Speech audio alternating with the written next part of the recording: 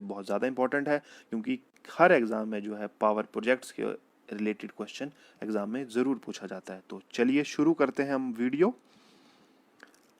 हिमाचल की जो total hydro potential identified है वो है 27,436 मेगावाट। जो टोटल जो आपकी रिवर सिस्टम है उनकी पोटेंशियल है, और उसमें से जो टोटल हार्नेसेबल पोटेंशियल जो आइडेंटिफाई की गई है वो है 24,000 मेगावाट। और 24,000 मेगावाट्स में से जो टोटल अभी तक अलॉटमेंट हुई है वो हुई है आपकी 21,500 मेगावाट। और टोटल अलॉटमेंट में से एट प्रेजेंट जो कमीशनड हो चुके हैं प्रोजेक्ट, उनकी टोटल कैपेसिटी है 10,351 मेगावाट। दैट मीन्स कि एट प्रेजेंट हिमाचल जो अपने रिवर सिस्टम्स के थ्रू जो टोटल बिजली प्रोड्यूस कर रहा है थ्रू हाइड्रो इलेक्ट्रिसिटी, वो टोटल पोटेंशियल है 10,351 मेगावाट। फ्रेंड्स, ये काफ़ी इंपॉर्टेंट फिगर हैं और एग्जाम में काफ़ी बार ये फिगर्स पूछी गई हैं, तो प्लीज़ इन फिगर्स को स्किप ना करें। तो पहला प्रोजेक्ट हम डिस्कस करेंगे वो है पार्वती प्रोजेक्ट। पार्वती प्रोजेक्ट जो है, माना गया है कि ये हिमाचल का सबसे बड़ा हाइड्रो इलेक्ट्रिक प्रोजेक्ट होगा, जो डिस्ट्रिक्ट कुल्लू में है। 3 स्टेजेस का ये प्रोजेक्ट है, जिसकी टोटल कैपेसिटी जो होगी वो 2051 मेगावाट होगी, जो रिवर पार्वती के ऊपर लगेगा। और this project is owned bye NHPC। आपको बताना चाहूँगा, अभी इस प्रोजेक्ट की स्टेज 2 जो कि 800 मेगावाट है और स्टेज 3 जो 520 मेगावाट है, वही ही तैयार की गई हैं। स्टेज 1 का कुछ कंट्रोवर्सी चल रही है, अभी तक उसकी क्लियरेंस जो है NHPC को नहीं मिली है, तो उसका थोड़ा कहना मुश्किल है कि कब तक वो प्रोजेक्ट स्टेज तैयार हो पाएगी। परंतु एग्ज़ाम पॉइंट ऑफ व्यू से ये बहुत इंपॉर्टेंट है, क्योंकि काफ़ी बार एग्ज़ाम में जो पूछा गया है वो पार्वती प्रोजेक्ट की जो टोटल कैपेसिटी पूछी गई है, या ये पूछा गया है कि सबसे बड़ा पावर प्रोजेक्ट कौन सा है हिमाचल में, तो वो पार्वती ही आता है with a capacity of 2051 megawatt. तो friends, exam point of view से आप पार्वती को ही टिक कीजिएगा with a capacity of 2051 megawatts. इसके अलावा हिमाचलियोस कोचिंग की जो कुछ पब्लिकेशंस भी मार्केट में अवेलेबल हैं, जिसमें हिमाचल 360 है, हिंदी और इंग्लिश दोनों लैंग्वेज में बुक अवेलेबल है, जिसमें आपको आप जो प्रॉपर इंफॉर्मेशन मिलेगी हिमाचल के हर विषय के ऊपर। इसके अलावा 270 और हिलियोस 120 भी मार्केट में अवेलेबल है, जो HS मेंस के लिए हैं। हमारा अगला जो प्रोजेक्ट है वो नाथपा झाखड़ी प्रोजेक्ट। नाथपा झाखड़ी जो प्रोजेक्ट है वो आपका झाखड़ी डिस्ट्रिक्ट शिमला में है, और जो उसका रेजर्वायर इस प्रोजेक्ट का वो आपका नाथपा में है, जो डिस्ट्रिक्ट किन्नौर में है। और जो इलेक्ट्रिसिटी प्रोड्यूस होती है वो झाखड़ी रामपुर डिस्ट्रिक्ट शिमला में होती है। टोटल कैपेसिटी इस प्रोजेक्ट की है 1500 मेगावाट्स, जो कि रिवर सतलुज पे इंस्टॉल्ड है। And this project is owned by Sutlej Jal Vidyut Nigam limited. अभी तक का एट प्रेजेंट हिमाचल का ये सबसे बड़ा पावर प्रोजेक्ट है, जो सिंगल गो में 1500 मेगावाट प्रोड्यूस कर रहा है। हमारा नेक्स्ट जो प्रोजेक्ट है वो है करछम वांगतू प्रोजेक्ट। करछम वांगतू प्रोजेक्ट आपका डिस्ट्रिक्ट किन्नौर में है, जिसकी टोटल जो क्षमता है वो 1000 मेगावाट है। रिवर सतलुज के ऊपर ये प्रोजेक्ट लगा है, and this project is owned bye JSW energy. आपको बताना चाहूँगा कि इस प्रोजेक्ट का जो निर्माण कार्य है वो जेपी ग्रुप ने किया था। पहला ये प्रोजेक्ट जेपी ग्रुप ने इंस्टॉल किया था, परंतु किन्हीं कारणवश उन्हें ये बाद में सेल आउट करना पड़ा। तो अब this project is owned and maintained by JSW energy. Himachal का प्राइवेट सेक्टर में, प्राइवेट ओन्ड सेक्टर में ये सबसे बड़ा प्रोजेक्ट है अभी तक का। And this project is very unique because this is a run of the river scheme project. Run of the river scheme project का मतलब ये होता है कि ये वो प्रोजेक्ट होते हैं जिन प्रोजेक्ट्स में रेजर्वायर नहीं लगता, और रनिंग रिवर के ऊपर ही जो है आपका प्रोजेक्ट इंस्टॉल कर दिया जाता है, जो सिंगल गो में आपका प्रोड्यूस कर रहा है 1000 मेगावाट्स। हमारा अगला जो प्रोजेक्ट है वो है चमेरा प्रोजेक्ट, जो है डिस्ट्रिक्ट चंबा में। 3 स्टेजेस का ये प्रोजेक्ट है जो इंस्टॉल्ड है रावी रिवर के ऊपर, जिसकी पहली स्टेज है 540 मेगावाट्स, सेकंड है 300 megawatts, and third one is 231 megawatts. And this project is owned bye NHPC। India और कनाडा का ये ज्वाइंट प्रोजेक्ट है, और चमेरा प्रोजेक्ट जो थर्ड स्टेज जो 3 है उसे हिब्रा प्रोजेक्ट के नाम से भी जाना जाता है। हमारा अगला प्रोजेक्ट है डहर प्रोजेक्ट, जो कि स्लापर डिस्ट्रिक्ट मंडी में है। टोटल इसकी कैपेसिटी 990 मेगावाट्स है और इंस्टॉल्ड है रिवर ब्यास के ऊपर। And this project is owned bye BBMB, that is Bhakra Beas management board. And इस प्रोजेक्ट को सतलुज ब्यास लिंक के नाम से भी जाना जाता है। जो इस प्रोजेक्ट का रेजरवॉयर है, जो डैम है, वो पंडोह में लगा है, जिसे हम पंडोह डैम के नाम से भी जानते हैं। जैसे कि आप स्क्रीन पे देख रहे हैं कि लेफ्ट हैंड साइड को जो ये स्लापट प्रोजेक्ट इंस्टॉल्ड है और राइट हैंड साइड को आपकी सतलुज रिवर आ रही है। तो आपका पंडोह डैम से जो रिवर ब्यास का पानी है वो टनल के थ्रू पहले सुंदरनगर और फिर बाद में टनल्स के थ्रू ही सुंदरनगर से स्लापड़ आता है। वहाँ फिर ये टर्बाइंस के थ्रू होता हुआ सतलुज नदी में मिल जाता है, जिस वजह से इसे सतलुज ब्यास लिंक प्रोजेक्ट का नाम भी दिया गया है। हमारा अगला प्रोजेक्ट है रामपुर प्रोजेक्ट, जो डिस्ट्रिक्ट शिमला के रामपुर तहसील पे इंस्टॉल्ड है with a capacity of 412 megawatts. River Sutlej river के ऊपर ये प्रोजेक्ट इंस्टॉल्ड है and this project is also owned by Sutlej Jal Vidyut Nigam limited. और इस प्रोजेक्ट का जो उद्घाटन है वो माननीय श्री नरेंद्र मोदी जी ने 2016 में किया था। 2016 को उन्होंने ये प्रोजेक्ट राष्ट्र को समर्पित किया था। तो आई होप आपको आज का वीडियो अच्छा लगा हो। वीडियो आप हिमाचल के ऊपर एचएस प्री की टेस्ट सीरीज भी जो ले सकते हैं, काफ़ी इंपॉर्टेंट टेस्ट सीरीज है जो अट्रैक्टिव प्राइस में अवेलेबल है। स्क्रीन पे दिए गए नंबर पे आप कॉल करके इसे आज ही ले सकते हैं। इसके अलावा हिमाचल की स्पेशल जो मंथली मैगजीन है हिमाचल 30 डेज, हमारा इशू जो है वो भी मार्केट में अवेलेबल है। आपके सुझावों का हमें इंतज़ार रहेगा। Thank you and all the best. नमस्कार दोस्तों, मैं राम भगत नेगी किन्नौर से। हमने आपको ये एपिसोड में ये जो छोटा सा वीडियो इसलिए दिखाया कि कितने सारे प्रोजेक्ट हमारे हिमाचल में काम कर रहे हैं। जिस प्रकार से आपको बताया गया है इसमें कि 10,000 मेगावाट जो है हम बिजली हिमाचल से तैयार कर रहे हैं, लेकिन हम लोग जो है अभी भी जो है बिजली जो है महंगे दर में, जैसे आप देखते होंगे कि 100 यूनिट तक या 300 यूनिट तक शायद 170 रुपए पैसे कुछ ऐसा है। उसके बाद 300 से ऊपर जाता है तो हमें शायद 5 रुपए तक का देना पड़ता है। तो ये हमारे लिए सोचने का और गंभीर विषय है कि इतने प्रोजेक्ट होने के बावजूद भी हम अपनी सुविधाओं से बहुत वांछित रहते हैं। आज का जो हमारा विषय है गांव से और राजनीति में, हमने जो ग्राम पंचायत के प्रधान लिए हैं, जिसमें पूर्व प्रधान भी है। तो पहले हम बताएंगे कि ग्राम पंचायत चगांव से उप प्रधान हमारे राजेश नेगी जी जुड़े हैं और साथ में ग्राम पंचायत उप प्रधान पूनंग से हमारे वीरेंद्र नेगी जी जुड़े हैं और ग्राम पंचायत किलबा से प्रधान हमारे शंकर भगत जी जुड़े हैं और ग्राम पंचायत चगांव के पूर्व प्रधान अबीर सिंह नेगी जी जुड़े हैं और साथ में आज अनिल जी जुड़ने वाले थे लेकिन किसी कारणवश नहीं जुड़े हैं। हम आज के अतिथियों से हम आप लोगों से परिचर्चा जो है मिलाते हैं और साथ में आज का जो हमारा एपिसोड में जो हमारा परिचर्चा है किन्नौर के जो प्रोजेक्ट बनने के बाद जो हमारी जो मुद्दे थे वो क्यों रुके हुए हैं उसी पर हम परिचर्चा है। लाड़ा पर परिचर्चा रहेगी, रॉयल्टी पर परिचर्चा रहेगी, सीएसआर पर होगी और जो स्कूल बने हैं प्रोजेक्ट का जिंदल कंपनी का उस पर हम बात करेंगे और हॉस्पिटल जो बने उस पर हम बात करेंगे और साथ में सामाजिक मुद्दा होगा रोजगार। क्या कंपनी में रोजगार जो लगे हैं वो पक्के हैं और नियमित किए गए हैं और साथ में जो जमीन जो कंपनी को गया है क्या उस जमीन का जो कंपनी जो दुरुपयोग कर रही है, इन बारे में जानेंगे। इन सब के बारे में हमारे जो अतिथि यहाँ पैनल पर बैठे हैं उन सब से हम जानेंगे और एक्सपीरियंस अनुभव के बतौर पर अबीर सिंह नेगी जी जिन्होंने पिछला 5 साल का कार्य किया है, उन्होंने इन चीजों पर कहाँ काम किया है, कहाँ अड़चने आ रही थी, इस बारे में भी जानेंगे। तो मिलते हैं।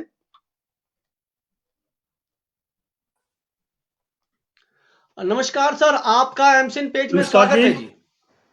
थैंक यू जी, थैंक यू। ये दोबारा आपको मौका मिला है एमसिन पेज में क्योंकि आप एक जिला के जो है कांग्रेस के जिला अध्यक्ष भी हो और साथ में जो है जी, हमारे पूर्व ब्लॉक प्रधान भी हो। ब्लॉक अध्यक्ष। आपने 5 साल किस प्रकार से आपने काम किया है, हाँ ब्लॉक के, आपने 5 साल किस प्रकार से काम किया है और 5 साल जो आपने जो गांव के मुद्दे के साथ जो सामाजिक मुद्दे हमारे कंपनी से रिलेटिव रहता है, सबकी नजरें कंपनी पर ही रहती है, उस पर आपने क्या क्या काम किया, कहाँ अड़चने रही, उसके बारे में हम जानेंगे। तब तक हम मिलते हैं और अतिथि से।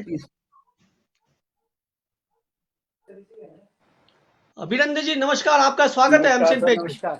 नमस्कार सर। नवोदित प्रधान हो और नए नए चुने हो, आप में जोश है, उमंग है, उत्साह है, जुनून है। तो ये बिल्कुल जुनून जी, 5 बिल्कुल। साल तक कहाँ तक चलेगा ये तो हम आप लोगों को आपको देखेंगे, लेकिन शुरुआती बिल्कुल। जुनून रहता है, ये जरूर है।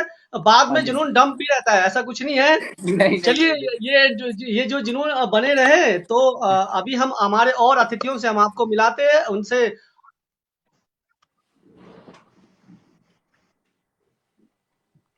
राजेश जी नमस्कार, आपका स्वागत है एमसीएन पेज में। आपने समय निकाला, आपका बहुत बहुत धन्यवाद। आप जो है नए प्रतिनिधि हो हमारे ग्राम पंचायत चगांव से। आपके ऊपर पूरा चगांव का जो है दावेदार है आपके ऊपर।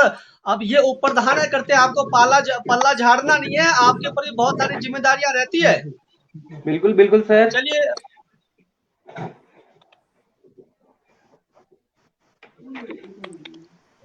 प्रधान हमारे जो है शंकर भगत जी, आपको एमसीएन पेज में स्वागत है। नमस्कार जी। चलिए, आज हमारे जो है जो पगरामंग रजरामंग बोलते हैं वहाँ के हमारी कोशिश थी कि जोड़ने की, लेकिन इस एपिसोड में हम 6 से ज़्यादा नहीं जोड़ते। लेकिन जो हमारा आज का विषय है कि कंपनी बन के 26 साल हो गए, लड़ाई तो लड़ नहीं सकते। लड़ाई लड़ने के लिए हमारे पास कोई हथियार अब बचा भी नहीं है, लेकिन हमारे पास शांति और अहिंसा का हथियार है, जो महात्मा गांधी जी कहते हैं। तो वो शांति का हथियार हम कैसे अपनाएंगे, क्योंकि हमारे बीच में छूटा गया है लाड़ा की कई चीजें हमारे बीच में जानना चाहते हैं, और रॉयल्टी का जो 1% है उस पर क्या आपत्तियां आ रही है, सीएसआर का जो पैसे हमारे पास आता है उसका जो उपयोग कहाँ कहाँ और कैसे किया जाता है, और जो स्कूल बना है हमारा और जो हॉस्टल बना है उस पर परिचर्चा करेंगे। साथ में सामाजिक कुछ और मुद्दे भी हैं। तो सबसे पहले मैं यहाँ बुलाना चाहता हूँ वीरेंद्र जी, आप जो नजदीक में ही हो, आप तो टच रहते हो कंपनी के साथ।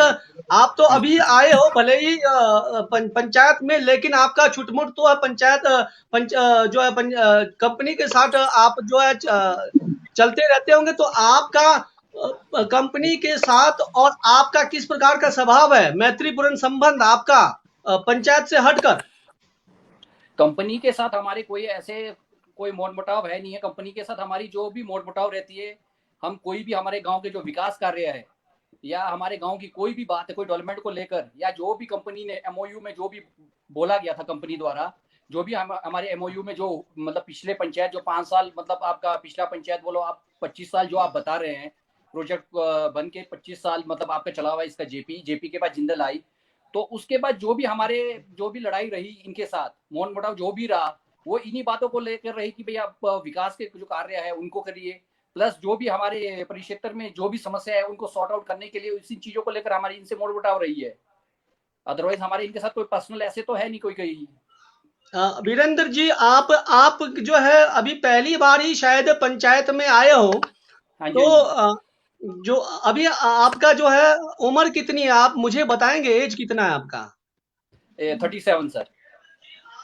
37 साल है और कंपनी को बने 26 साल हो गए, तो आप 26 को घटाएंगे तो कितना साल हो गया सर आपको? 11 साल। तो क्या आपने करछम वांगतू का जो हमारा मुद्दे थे उन दौरान आपने कभी कभी हिस्सा लिया, कहीं भाग लिया कोई ऐसा?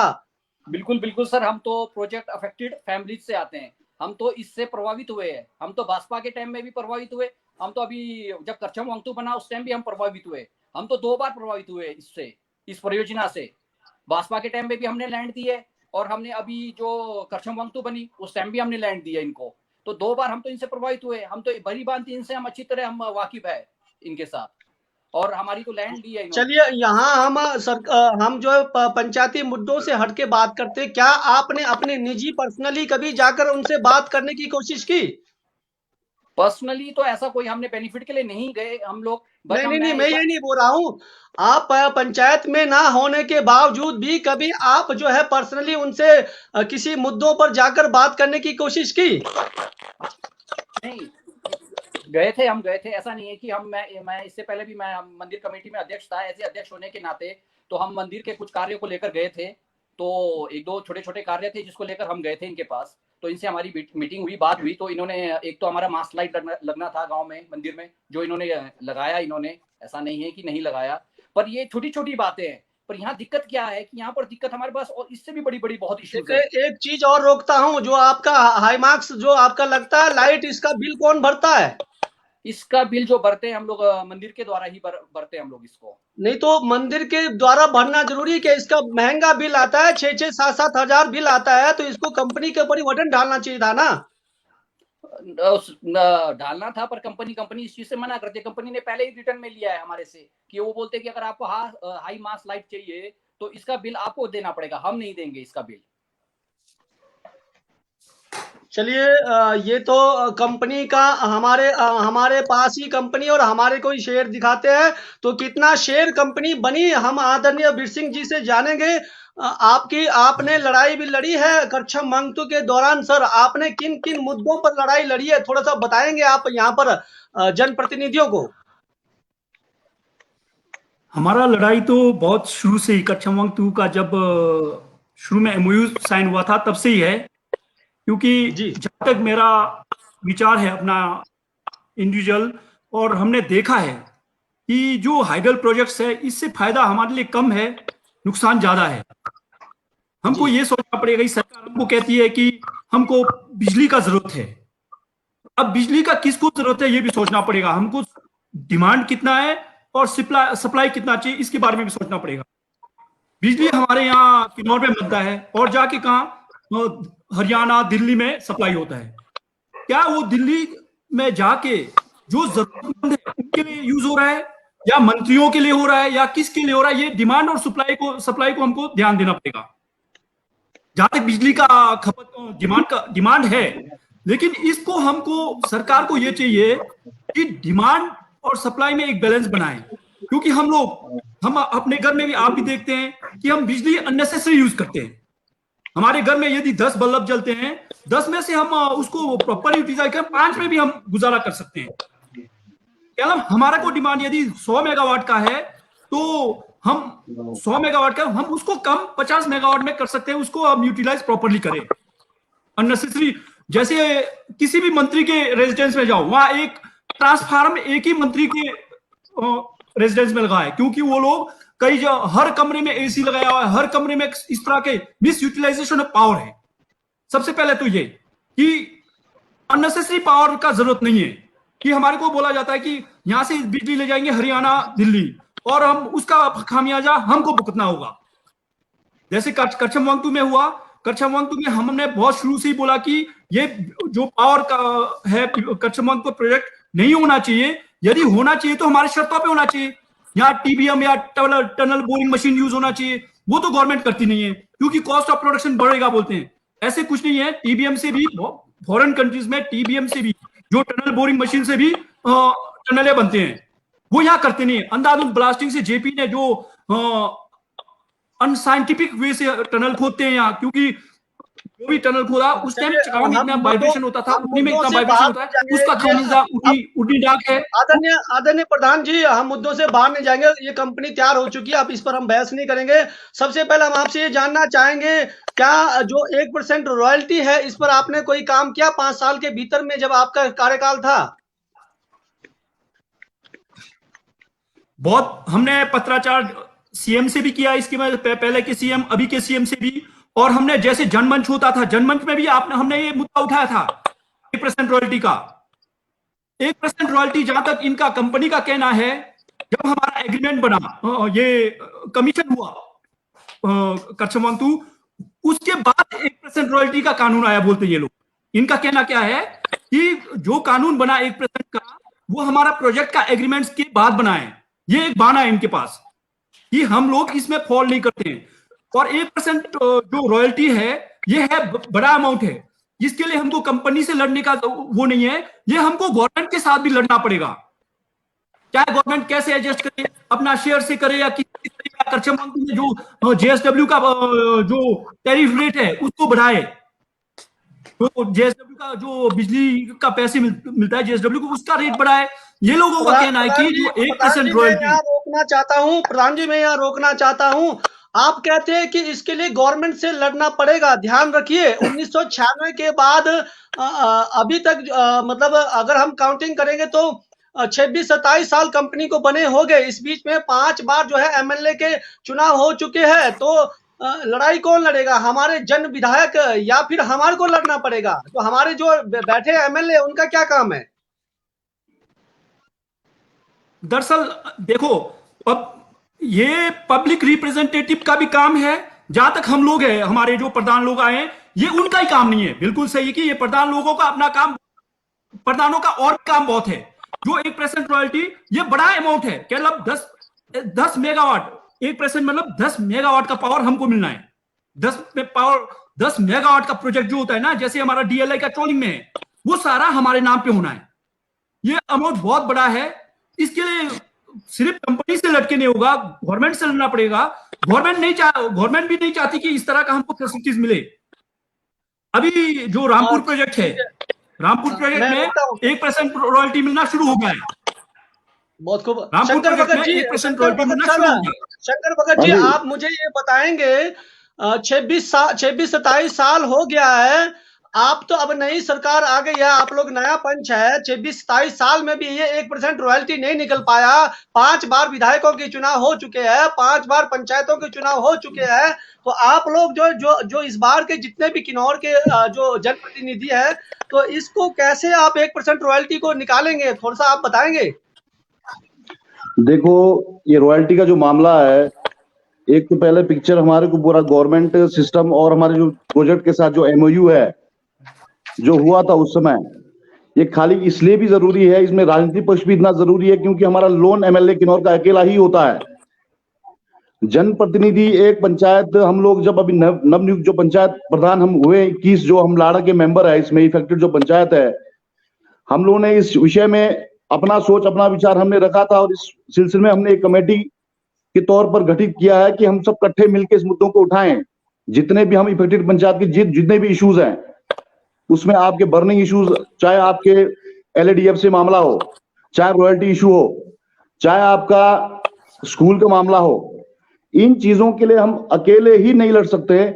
इसलिए हमने एक कमेटी गठित किया बकायदा, सब 21 प्रधानों को, उप प्रधानों को जोड़ के हमने एक साथ और हाउस में किस तरह के इस मुद्दों को उठाएं, इस विषय इस पहल को हमने आगे बढ़ाने का काम किया इस बार।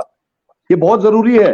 अदरवाइज आप देखेंगे जब एलएडीसी जब फॉर्म हुआ था 2006 में, तो एलएडीसी बनने के बाद एलएडीएफ में जो इन्होंने डिपॉजिट करना था पैसे, वो 2011 तक up to generation period, up to construction period 2011 था। 11 के बाद जनरेशन पीरियड में आ गई है। 11 तक ऑलमोस्ट अभी तक जहां हमें सरसरी हमें जानकारी है, कम से कम 37 करोड़ रुपए अभी तक ये लोग एलएडीएफ में जमा नहीं कर पाए हैं। वो इश्यू कौन उठाएगा? वो हमारे जनप्रतिनिधि को भी उठाना है। प्रधान हम सब मिलके, अब एक प्रधान स्वयं अकेला बोलेगा तो कोई सुनेगा नहीं। 21 जब एलएडीसी के जो मेंबर होंगे, हम जब एक मंच पे जब इकट्ठा होके एक ही जनप्रतिनिधि हमारा है, तो सब मिलके जब हम इन मुद्दों को उठाएंगे तभी हम आम पब्लिक के लिए काम कर पाएंगे। ये मेरा विचार है। और इसमें आप देखिए, कम से कम इंटरेस्ट पार्ट तो अलग विषय है। फिर इंटरेस्ट पार्ट तो अब मेन अमाउंट ही इन्होंने जो 2011 तक जमा करना था, वो भी कम से कम 37 करोड़ के लगभग में बता रहे हैं। तो इंटरेस्ट पार्ट भी कम से कम 40-50 करोड़ तो इंटरेस्ट पार्ट ही है।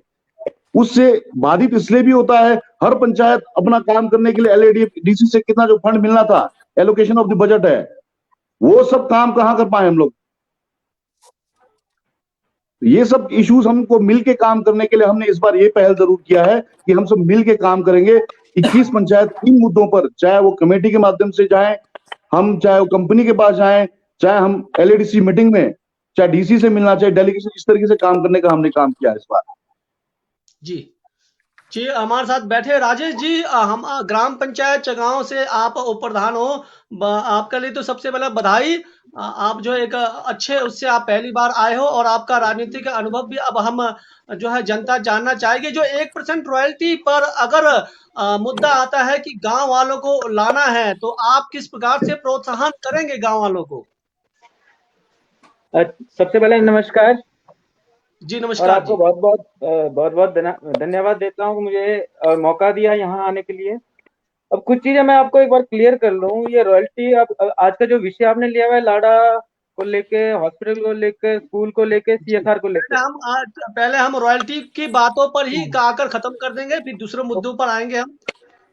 जी रॉयल्टी को नहीं, रॉयल्टी के मुद्दे को लेकर सर एक चीज मैं बताना चाहूंगा, ये किसी एक पंचायत की लड़ाई तो नहीं है।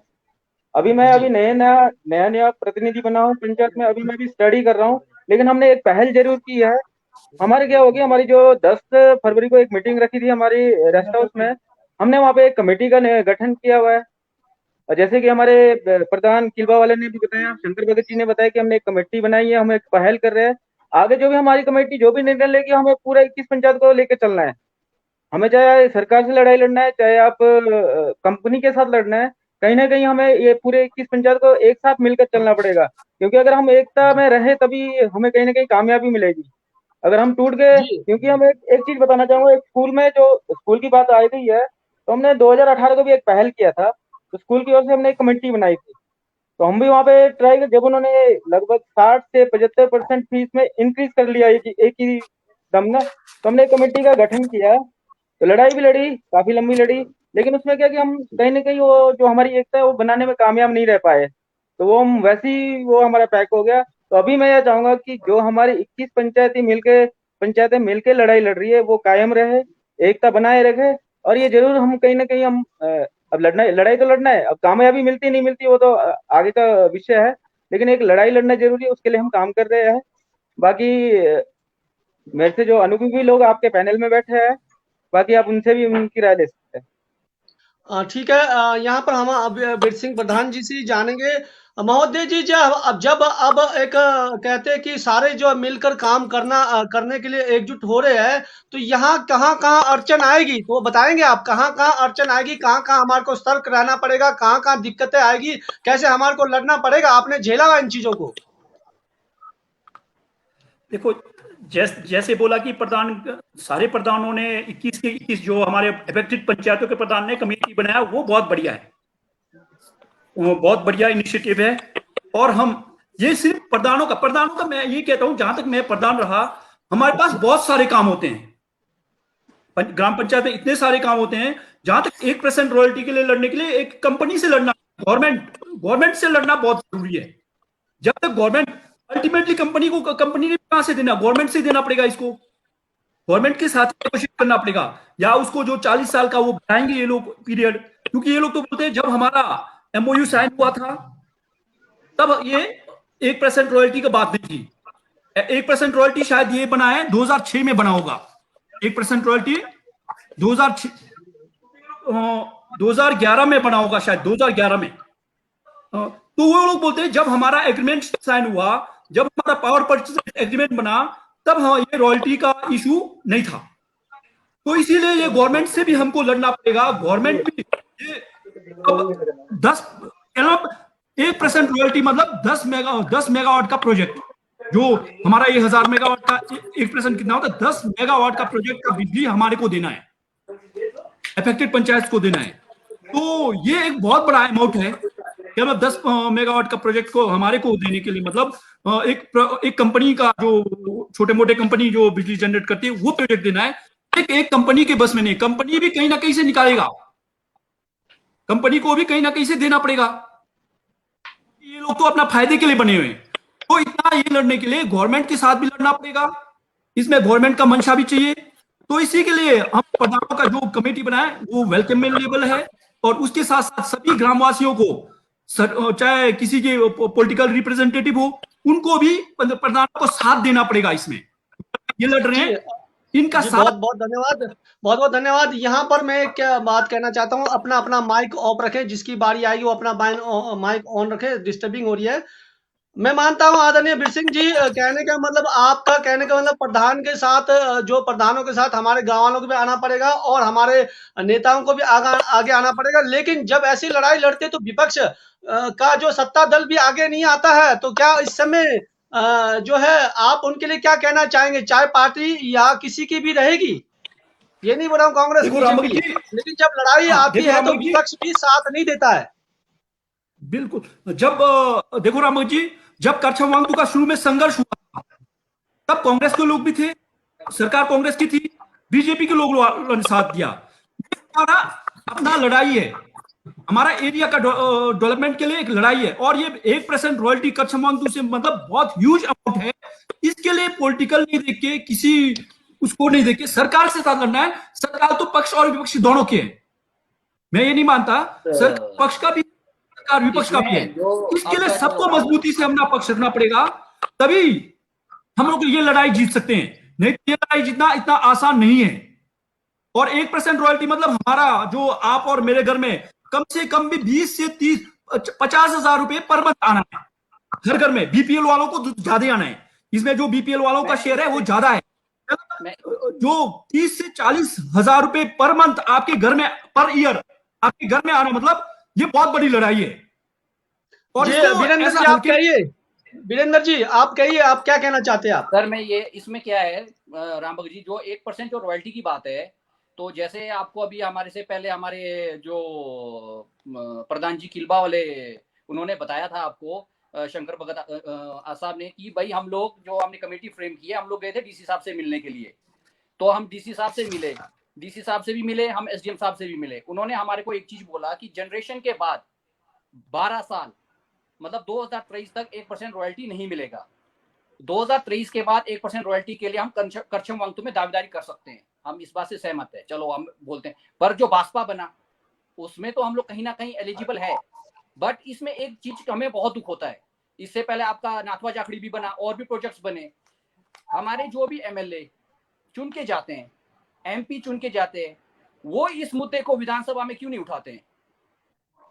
इसको विधानसभा में उठाना चाहिए। मैंने आज तक किसी भी एमएलए या एमपी को ये नहीं देखा कि 1% रॉयल्टी के लिए कभी विधानसभा में ये चीज उठाओ। और आपका 1% रॉयल्टी आपका लोकसभा में भी उठना चाहिए। जब हम प्रतिनिधि चुन के भेजते हैं तो उनका भी दायित्व बनता है कि उसको उठाए। हम तो एक लाड़ा मीटिंग में बोलते हैं या हम कोई और जगह हम वहां पर उस बात को रखते हैं। 1% मिलना चाहिए। 1% में बोलते हैं कि भाई ये जो चीज है आपका जो है 12 साल बाद, ये कई चीजें कोर्ट में भी पड़ा हुआ है। कोर्ट में इसलिए पड़ा है, गवर्नमेंट इंटरेस्ट नहीं ले रही है। इससे पहले भी, मेरे से पहले भी हमारे प्रधान जो वक्ता लोग उन्होंने बताया, कहीं ना कहीं गवर्नमेंट की मंशा नहीं है कि भाई प्रोजेक्ट से जो पैसा अर्निंग हो रहा है कंपनी को, जो उसकी प्रॉफिट है, प्रॉफिट का 1% यहाँ के लोकल लोगों को मिले, जो प्रोजेक्ट अफेक्टेड विलेजर्स है। कहीं मैंने आज तक किसी भी मैंने लेवल पे नहीं देखा कि किसी एमएलए, किसी एमपी ने किसी भी अपने को उस पे उठाया हो। वीरेंद्र जी अगर तो उठाया होता तो आज हम लोग यहाँ पर परिचर्चा में क्यों आते? बिल्कुल बिल्कुल जी रामभग जी बोलिए सर। और ये जो प्रॉफिट का 1% नहीं है, टोटल जनरेशन का 1% है। जो रॉयल्टी है टोटल जनरेशन का 1% है, प्रॉफिट का 1% नहीं है। प्रॉफिट का 1% तो बहुत कम हो जाएगा। टोटल जनरेशन, ये टोटल जनरेशन का 1% है। हाँ, ये करेक्शन करना पड़ेगा। नहीं, इसमें मैं इंटरवेंट करना चाहता हूं जी। तो इसमें हमने कमेटी के माध्यम से, देखो ये इशू कहीं ये कॉम्प्लेक्स इशू है, हम समझते हैं हमारे हिसाब से कॉम्प्लेक्स है, क्योंकि हमें कुछ जानकारियां नहीं भी हो सकती है। हम डीसी साहब से मिले थे तो उनको खुद विदित जानकारी, कई बार उन्होंने कहा कि भाई ये मुझे पढ़ना पड़ेगा एलएडीसी का भी, तो उन्होंने ये एश्योरेंस दिया हमारे को भी, इमीडिएट हम लोग एक मीटिंग कॉल करेंगे। कोई भी डिस्कशन, देखो ये परिचर्चा बड़ा अच्छा है, हेल्दी डिस्कशन लोगों को मालूम होना चाहिए। हम एक फ्रेमवर्क में ये बात कर सकते हैं अभी कि भाई अब डीसी साहब कहते हैं कि अभी हम मीटिंग इमीडिएट अप्रैल में मीटिंग कॉल करेंगे एलईडीसी का, क्योंकि ये इश्यूज हम लोग हाउस में ही उठा सकते हैं और प्रोसीडिंग के माध्यम से ही काम कर सकते हैं, तो ये इकट्ठा होना बड़ा जरूरी है। पहली बात तो जहां तक रॉयल्टी का इशू है, रॉयल्टी में हाँ जी बोले प्रधान साहब। जहां तक प्रोसीडिंग की बात है ना, हम एलईडीसी में एलईडीसी के मिनट्स में लगे हुए हैं। एलईडीसी के मीटिंगों में हमने बार बार उठाया हुआ है। वो डीओई डायरेक्टरेट ऑफ एनर्जी को भी बार बार गया हुआ है। उनका यही है कि उनका कहना, ये डायरेक्टरेट ऑफ एनर्जी जो अल्टीमेटली जो इसको हैंडल करता है, डीओई करता है, डायरेक्टरेट एनर्जी, उनको भी प्रोसीडिंग्स उनकी कॉपी, जो एलईडीसी का मीटिंग में 1% रॉयल्टी की मीटिंग गया है, डीओयू को गया है। डीओयू वाले पॉजिटिव जवाब नहीं देते हैं। तो वो लोग ये कहते हैं कि ये जो 1% वाला है, ये एग्रीमेंट बनने से बाद में कानून बना है। इनका कहना यही होता है। जब तक सरकार को इसमें नहीं हो तो ये मीटिंग्स नहीं सर, इसमें देखो आप देखो, हम जनप्रतिनिधि है, ठीक है ना जी, हमारी जिम्मेवारी पूरी गांव की व्यवस्थाओं को देखना और लोगों के जितने, चाहे एमओयू आपका लाड़ा जब फ्रेम हुआ 2006 में, वो कहते हैं कि एलईडीसी एलईडी फ्रेम होने के बाद हम फॉल नहीं करते हैं उसमें, ये पैरामीटर में फॉल नहीं कर रहे हैं। तो लेकिन एसडीएम साहब कहते हैं कि जब जनरेशन का कंस्ट्रक्शन पीरियड 2011 में जब हुआ, उसके बाद जनरेशन जब आया, तो कहते हैं 12 साल का जो पीरियड होगा उसमें नोटिफिकेशन में कई बार नोटिफिकेशन अमेंडमेंट हुए होंगे। तो ये तो हमारे को जानकारी नहीं है। वो कहते हैं कि वो 0 पीरियड गिना जाएगा, उसमें कोई रॉयल्टी का कोई। जी, एक सवाल आया हुआ है, सवाल आया आदरणीय वीर सिंह जी, आपसे ही हम सवाल उठाएंगे कि ये है रेबाल बाबा जी। सर, मेरा सवाल है कि इफेक्टेड एरिया और जोन को छोड़ो, कंपनी का एक सोशल वर्क बता दो जो तमाम किन्नौर वालों को फायदा देता है। कोई ऐसा कंपनी का सोशल वर्क बता दो जो पूरा किन्नौर को फायदा देता है, चाहे एजुकेशन हो, चाहे हेल्थ करो, चाहे हॉर्टिकल्चर से संबंधित हो। तो ऐसा कोई कंपनी का बताएं सर वीर सिंह जी। देखो, कंपनी से मैं आपको बार बार कहता हूं, कंपनी से फायदा तो कभी नहीं होता है, ठीक है। जो हमारे हक है वही लेना है हमने। चाहे हम लोग लाड़ा ले रहे हैं, लाड़ा इनका कंपनी का इंटरेस्ट होना है, वो हमारा हक है कि हमारे जो रिसोर्सेस को इन्होंने लिया है उसके बदले में ले रहे हैं। जहां तक एजुकेशन की बात है, एजुकेशन में भी अभी जो इसमें लिखा था इन्होंने, एजुकेशन में, हॉर्टिकल्चर में भी 0 है। एजुकेशन में एक हमारे नाम पे स्कूल खोला है, उसको भी बिजनेस पॉइंट ऑफ व्यू बना रहे हैं। जबकि और हेल्थ में भी हॉस्पिटल भी हमारे लिए बनाया था, वो भी बिजनेस पॉइंट ऑफ व्यू बना रहे हैं।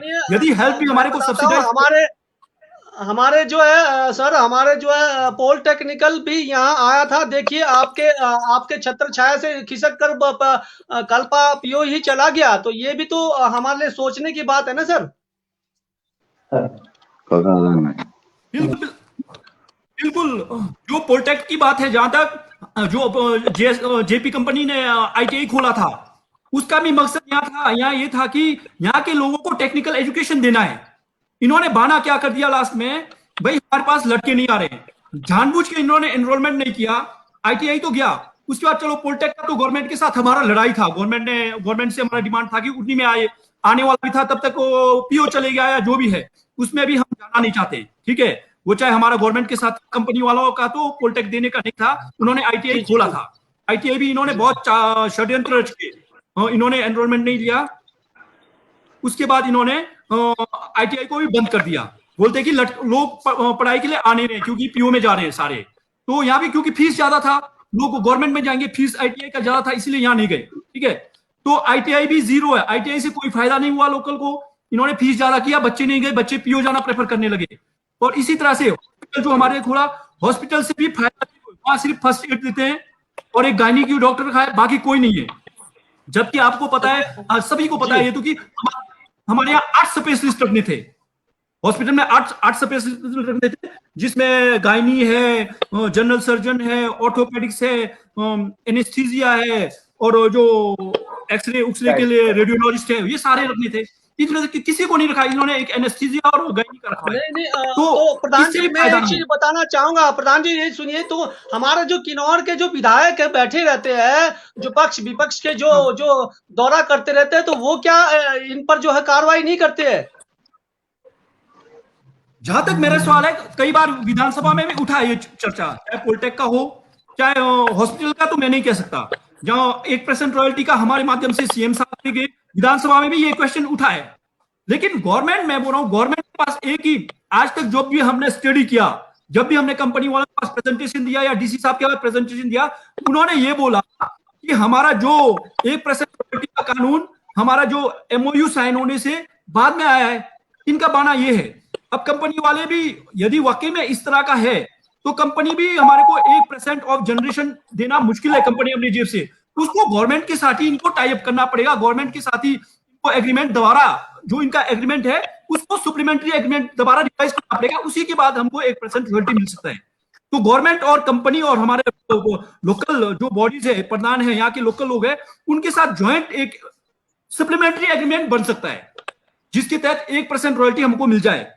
तो 1% रॉयल्टी कंपनी का भी अपने जेब से देने का वो नहीं है, जब तक गवर्नमेंट भी उसमें इंटरफेरेंस नहीं करे। गवर्नमेंट चाहे किसी तरह से, गवर्नमेंट चाहे कि इनका जो टैरिफ रेट बढ़ा के,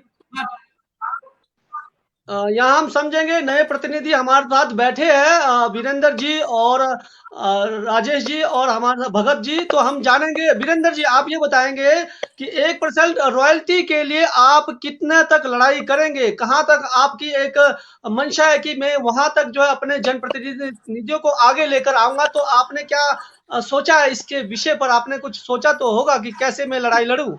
सर आप अपनी ओर से मैं बताएं। राम भगत जी, मैं आपको एक चीज क्लियर करना चाहता हूँ। जो हमने 21 प्रोजेक्ट अफेक्टेड फैमिलीज को जो हमने एकत्रित किया है, फैमिलीज के जो भी प्रतिनिधि पंचायत वाले हमने जिनको एकत्रित किया है, ये इसी हमारी मंशा है कि हमने जो है पहले तो हमने इस चीज को लेकर बारीकी से इस चीज को समझना है। 1% रॉयल्टी की अड़चन कहाँ आ रही है, कहाँ दिक्कतें पड़ रही है 1% रॉयल्टी के लिए। उसके बाद हमने अपने अपने जितने भी लोग हैं, मैं रोकता हूँ, यहाँ रोकता हूँ। आपको समझते समझते तो जो है कई 5 साल ऐसे ही आ जाएगा। तो ये कितने दिन में आप समझेंगे? इसको समझने के लिए ऐसे है, देखिए, एक तो हमारे को ये क्लियर हो गया कि 12 साल का 2023, ठीक है सर। भाजपा का जो जनरेशन का आपका जो है इसका मिलना है, ठीक है सर। इसमें हम हमारे जो प्रतिनिधि जो एमएलए है हम इनको भी साथ लेंगे, प्लस जो हमारे और भी इसमें हम इनको सब हमारे को, क्योंकि कहीं ना कहीं उनके जरिए उनको इस चीज में ज्यादा पता है, क्योंकि ये पहले से ही हमारे एमएलए है, तो इनको इन चीजों में ज्यादा नॉलेज है, ठीक है सर। हम सारे मिलकर इसको संगठित होकर हम लड़ेंगे, जितने भी लोग हैं हमारे को। देखो, इसको जब तक हम अपनी लड़ाई नहीं लड़ेंगे 1% रॉयल्टी नहीं मिलेगा। कंपनी इतनी जी आसानी से हम सोचेंगे कि घर बैठ के हमारे को 1% रॉयल्टी पहुंचा के देगी, वो पॉसिबल नहीं है। जी, अब हम दूसरे मुद्दे पर आते हैं। रॉयल्टी की बात हम यहीं पर ही रखते हैं, क्योंकि अब हमारे को पता लग गया।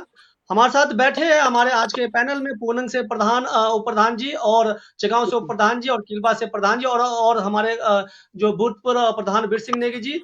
तो पूरा जो है एक निष्कर्ष निकला है कि रॉयल्टी के लिए जो है हमारे जो जितने भी इफेक्टेड एरिया के सबको एक साथ आना पड़ेगा, और हमारे विपक्ष के जो नेता है उनको भी आना पड़ेगा, तभी हम ये जो अपने रॉयल्टी को निकाल सकेंगे। लेकिन ये देखते हैं कि ये जो नए प्रतिनिधि जो चुने गए हैं, तो अगले 5 साल तक इस विषय को कहाँ तक लेकर जाएंगे। तो मैं राम भगत यहाँ जी, पर राम भगत आप जी, लोगों एक के मिनट। समक्ष सर, राम भगत यहाँ पर जी, सर। जी राम भगत जी, जी जी, बोलिए बोलिए सर। मेरा एक क्वेश्चन है। अभी आदरणीय वीर सिंह जी ने एक चीज बोला कि सप्लीमेंट्री एमओयू हो सकता है, हो सकता था या हो सकता है बोला था। तो मैं ये जानना चाहूंगा कि इन्होंने क्या इसके लिए कुछ पहल किया था? अगर पहल किया था तो अड़चन कहाँ पे आई? क्योंकि हमें अब आगे उस पर काम करना है। जी, दोबारा रिपीट करें, शायद वीर सिंह जी ने सुना नहीं होगा। अ, मैं ये पूछ रहा चलो मैं हूँ। इसका जवाब दे, जैसे मैंने पहले ही बताया, बिल्कुल, जो 1% royalty is also part of LDF. सबसे पहले हमको ये थोड़ा समझना पड़ेगा। जो लाड़ा का ही पार्ट है 1% रॉयल्टी। जो रॉयल्टी है वो भी लाड़ा के थ्रू ही बैठना है। लाड़ा कमेटी जो होगा वही रॉयल्टी का ही पार्ट है। 1% जो रॉयल्टी है लाड़ा का ही पार्ट है। और 1% रॉयल्टी के लिए जहां तक मैं बोल रहा हूँ, गवर्नमेंट के पास भी हम गए। जैसे यहाँ जनमंच में उठाया, जनमंच के थ्रू एसडीएम से, एसडीएम वालों ने कंपनी वालों को लिख के दिया कि भाई 1% में क्या है। उनका मिला कि हम इसमें फॉल नहीं करते हैं। बस एक ही इनका जवाब होता है कि ये जो 1% 2009 में जो बना, उससे पहले हमारा एग्रीमेंट बन चुका था। बस इनका कहना यही है। इसके लिए हमको गवर्नमेंट के साथ मिलके, गवर्नमेंट चाहे हमको उनको साथ को कंपनी को कोई कुछ भी करे, हमको कोई ये नहीं लेना। गवर्नमेंट को बोल के, गवर्नमेंट के साथ कंपनी को एक टेबल पे लाके तभी एक सॉल्यूशन निकल सकता है। बाकी 1% रॉयल्टी के लिए तो हमने चाहे सीएम के पास चाहे डीसी के पास तो कई बार, बाकी हर लाड़ा के मीटिंग में मिनट्स में है नोटेड, हर लाड़ा के मीटिंग में हमने 1% रॉयल्टी का उठाया है। ये लोग बोलते हैं कि हम डीओई को लिख के दे रहे हैं, उसका जवाब मिलता नहीं है। तो ये डीओई वगैरह डायरेक्टर ऑफ एनर्जी वाले सारा मॉनिटर जो करता है, जो लाड़ा को लाड़ा। हाँ 1% रॉयल्टी के लिए हम बोलो लड़ते वीरेंद्र हैं, जी। ठीक है सर। इसमें हमारे को थोड़ा सा, चलो जो भी हमारे पूर्व प्रधान जी बोल रहे हैं, मैं इनकी बात से सहमत हूँ, ठीक है सर। ये चीजें हमारे को, जितने भी हम प्रोजेक्ट अफेक्टेड विलेजेस है, हमारे को मिलकर लड़ना पड़ेगा। इसके लिए कोई एक व्यक्ति विशेष इसमें नहीं कर सकता है। पर इसमें एक चीज और है सर, जो चीज पॉसिबिलिटीज थी, आपका जो आरएनआर पॉलिसी है, जो आरएनआर पॉलिसी में जो इनके साथ एमओयू बना था, इसमें एक चीज क्लियर लिखा है कि आपकी जो परियोजना है, परियोजना जो शुरू होने के बाद परियोजना प्रभावित परिवार को 100 यूनिट प्रति माह 10 साल तक निःशुल्क दी जाएगी। यदि परियोजना प्रभावित परिवार इसमें कम बिजली की खपत करता है तो उसको उसके स्थान पर नकद राशि दी जाएगी। कहाँ गया ये? अच्छा वीरेंद्र जी एक चीज बताता हूँ, क्या ये एमओयू का जो है जी रामभगत जी, इसमें मैं कुछ बोलना चाहूंगा, करेक्शन करना चाहूंगा इस पे। जो परियोजना इफेक्टेड परिवार, ये समझना पड़ेगा। इन्होंने वीरेंद्र जी जो परियोजना, हाँ, ये बड़े टैक्टिस है, इसके पीछे भी बहुत राज है। मैं ये जानना चाहता हूँ जो हमारे को कुछ यूनिट मिलना था इफेक्टेड एरिया को, क्या हमारे नेताओं को पता नहीं है क्या? उन्होंने इस चीज पर आगे काम क्यों नहीं किया? रामभगत जी दोबारा बोलिए जरा। जिस प्रकार से वीरेंद्र जी ने कहा कि इफेक्टेड एरिया के लोगों को 100% जो है 100 यूनिट जो है बिजली मिलेगा, तो क्या ये हमारे नेताओं को पता? नहीं, फिर से आप भी वही वीरेंद्र जी की तरह गलत जा रहे हैं। जी बोलिए। नहीं रामभगत जी, वही आप भी गलत जा रहे हैं। परियोजना इफेक्टेड एरिया वाले को नहीं है, ये परियोजना इफेक्टेड परिवार के लिए है ये। नहीं हाँ, परियोजना परिवार वालों के लिए नहीं परियोजना, मैं उसको करेक्शन करना चाहता हूं मैं। नहीं तो चलिए मैं मानता हूं क्या परिवार इफेक्टेड जो लोगों को उनको मिल रहा होगा क्या ये 100 यूनिट? हाँ, इसमें क्या है, उसमें मिल रहा है नहीं मिल रहा, परियोजना इफेक्टेड परिवार जो इन्होंने कागजों में दिखाया है वो केवल 6-7 परिवार दिखाया इन्होंने। परियोजना इफेक्टेड परिवार किसको बोलते हैं ये भी पता होना चाहिए। परियोजना इफेक्टेड परिवार अकॉर्डिंग टू दी जो ये एमओयू है, वो है जो डिस्प्ले जिनका एरिया इन्होंने एक्वायर किया है, जिनका प्राइवेट लैंड, करछमंगतु में प्राइवेट लैंड इन्होंने बहुत जिनको बेघर किया है। मैं आप लोगों को समक्ष में हूँ 2 मिनट, मैं परियोजना प्रभावित परिवार से आता हूँ। आपको शायद वीरेंद्र जी आप बिल्कुल सही कह रहे हैं। नहीं, आप बिल्कुल सही कह रहे हैं। वो जहां तक परियोजना इफेक्टेड परिवार है, इन्होंने बहुत कम लोगों को बोला है, उनको रीसेटलमेंट या वो भी किया है कुछ लोगों को। कितने लोगों को किया है मेरे को पता नहीं। मतलब जिनका मकान है डिस्प्लेस हो गए, उनको परिवार इफेक्टेड परिवार के परिभाषा में रखा है इन्होंने। और वो बहुत सुनिए, मैं आप लोगों को छोटी सी कविता सुनाऊंगा। उस छोटी सी कविता में पूरा किन्नौर की चीजें बताई जाएगी और एक एक चीज को समझना है। हम लोग तो मैट्रिक पढ़े लिखे, जो यहाँ पर ग्रेजुएशन एमए करके या वकालत करके एमएलए सांसद बनते हैं, वो लोग नहीं समझ पाते हैं, लेकिन हमने कोशिश किया है अपने कविताओं के द्वारा समझाने की। कंपनी आए हुए 29 साल हुए, ये शीर्षक है मेरा। ये 1993 से लड़ाई है और चलते चलते अभी तक आज तक का हम करेंगे तो 29 साल हुए। तो अब सुनिए, 1993 में करछमंगतु चला, जबकि 96 में इसका ज्यादा चला। 93 से इसने काम शुरू किया। 1993 में करछमंगतु चला, स्थानीय जनता को ठन ठन मिला। 1993 में करछमंगतु चला, स्थानीय जनता को ठन ठन मिला। लगभग 5 बार विधायक चुनाव हुए, लगभग 5 बार पंचायत के चुनाव हुए। आगे है, चगाव उर्नी मीरू यूला रुनंग, सापनी किलवा और पूनंग। चगाव उर्नी मीरू यूला और रुनंग, सापनी किलवा और पूनंग। सभी ने जोर लगाया, अपना अपना हिस्सा सबने बताया। अपना अपना हिस्सा सबने बताया। हिस्सा मतलब है कि गांव वालों का जो भी बेनिफिट होता है वो हिस्सा। तो जहां विरोध नहीं हुआ वहां कंपनी ने रोजगार दिया। ध्यान देखना, जहां विरोध नहीं हुआ वहां कंपनी ने रोजगार दिया, खूब मुआवजा दिया। जहां विरोध हुआ वहां कंपनी ने कुछ भी नहीं दिया।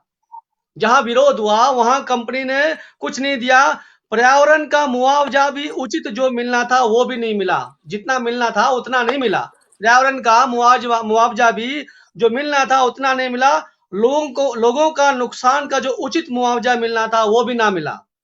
ध्यान से है, रॉयल्टी 1% मिलना था वो भी ना मिला। मिलना तो बहुत कुछ था, हाँ मिलना तो बहुत कुछ था, लेकिन गाइड लिया नहीं, ना गाइड दिया। किसी बड़े लोगों ने जो है, या चाहे नेता जो होते हैं, चाहे सांसद होते हैं, चाहे ऊर्जा मंत्रालय आता है, चाहे मुख्यमंत्री आता है, ना तो उन्होंने कोई गाइड दिया, ना किसी ने गाइड लिया। गुमराह कर लोगों को कई कंपनी के शेयर बन गए। हाँ, यहाँ पर ऐसा है, गुमराह कर लोगों को कई कंपनी के शेयर बन गए। 60 गांठ कर कंपनी को वो साथ दे गए।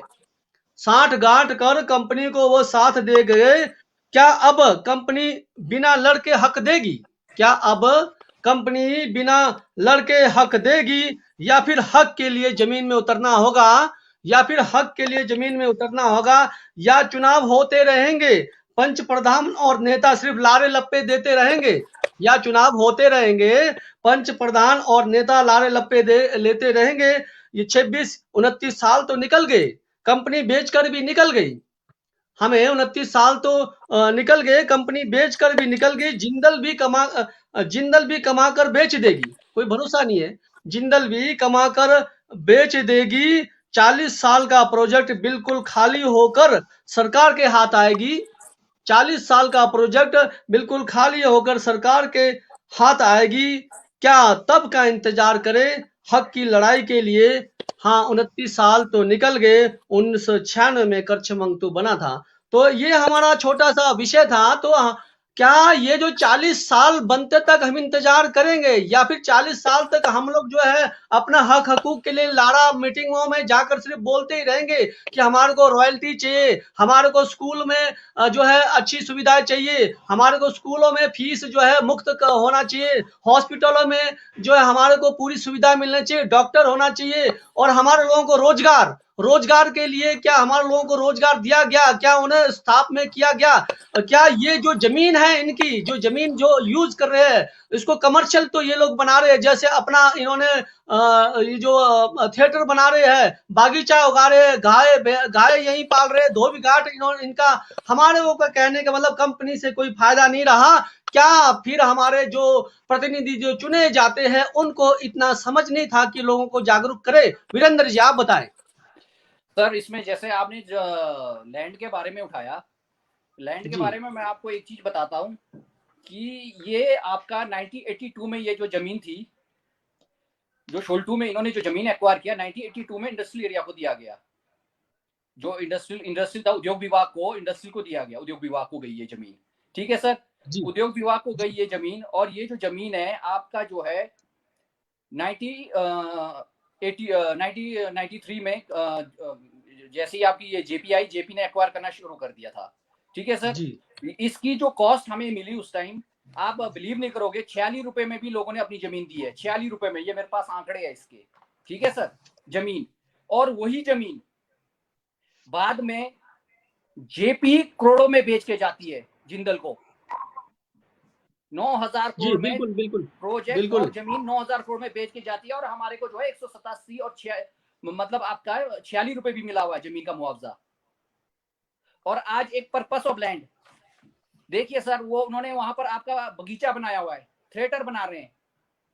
कंपनी लिखती है इसमें, कंपनी ने लिखा है इसमें कि भाई इसमें एक इनका हुआ था, हमने ऑब्जेक्शन किया था कंपनी को। कंपनी ने इसमें क्लियर लिखा है कि हमारे को जो है उपमाल पूनंग में लगभग 75 बीघा जमीन चाहिए।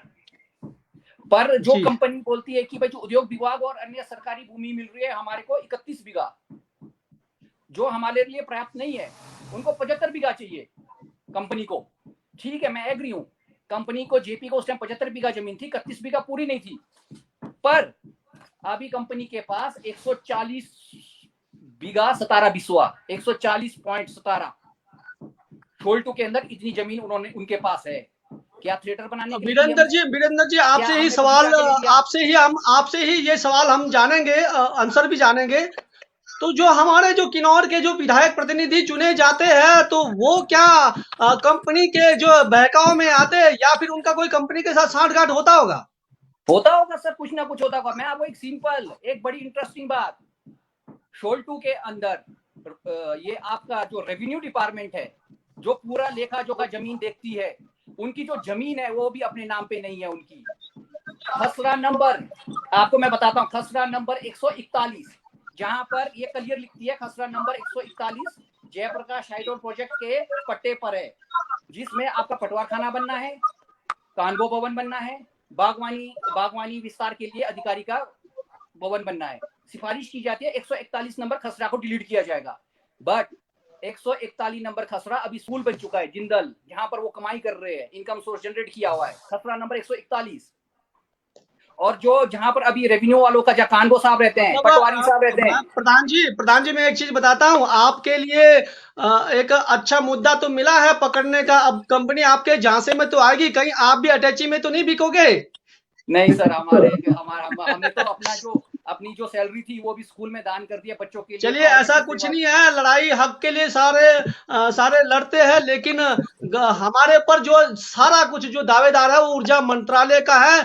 ऊर्जा मंत्रालय को जितना जाएगा उतना जो है हमारे यहाँ पर शासन प्रशासन जो है कमजोर हो जाएंगे, क्योंकि वहां से ही हमारे फोर्स आते हैं और वहां से ही जो है हमारे को टाइट किया जाता है, हमारे हाथ में तो है नहीं।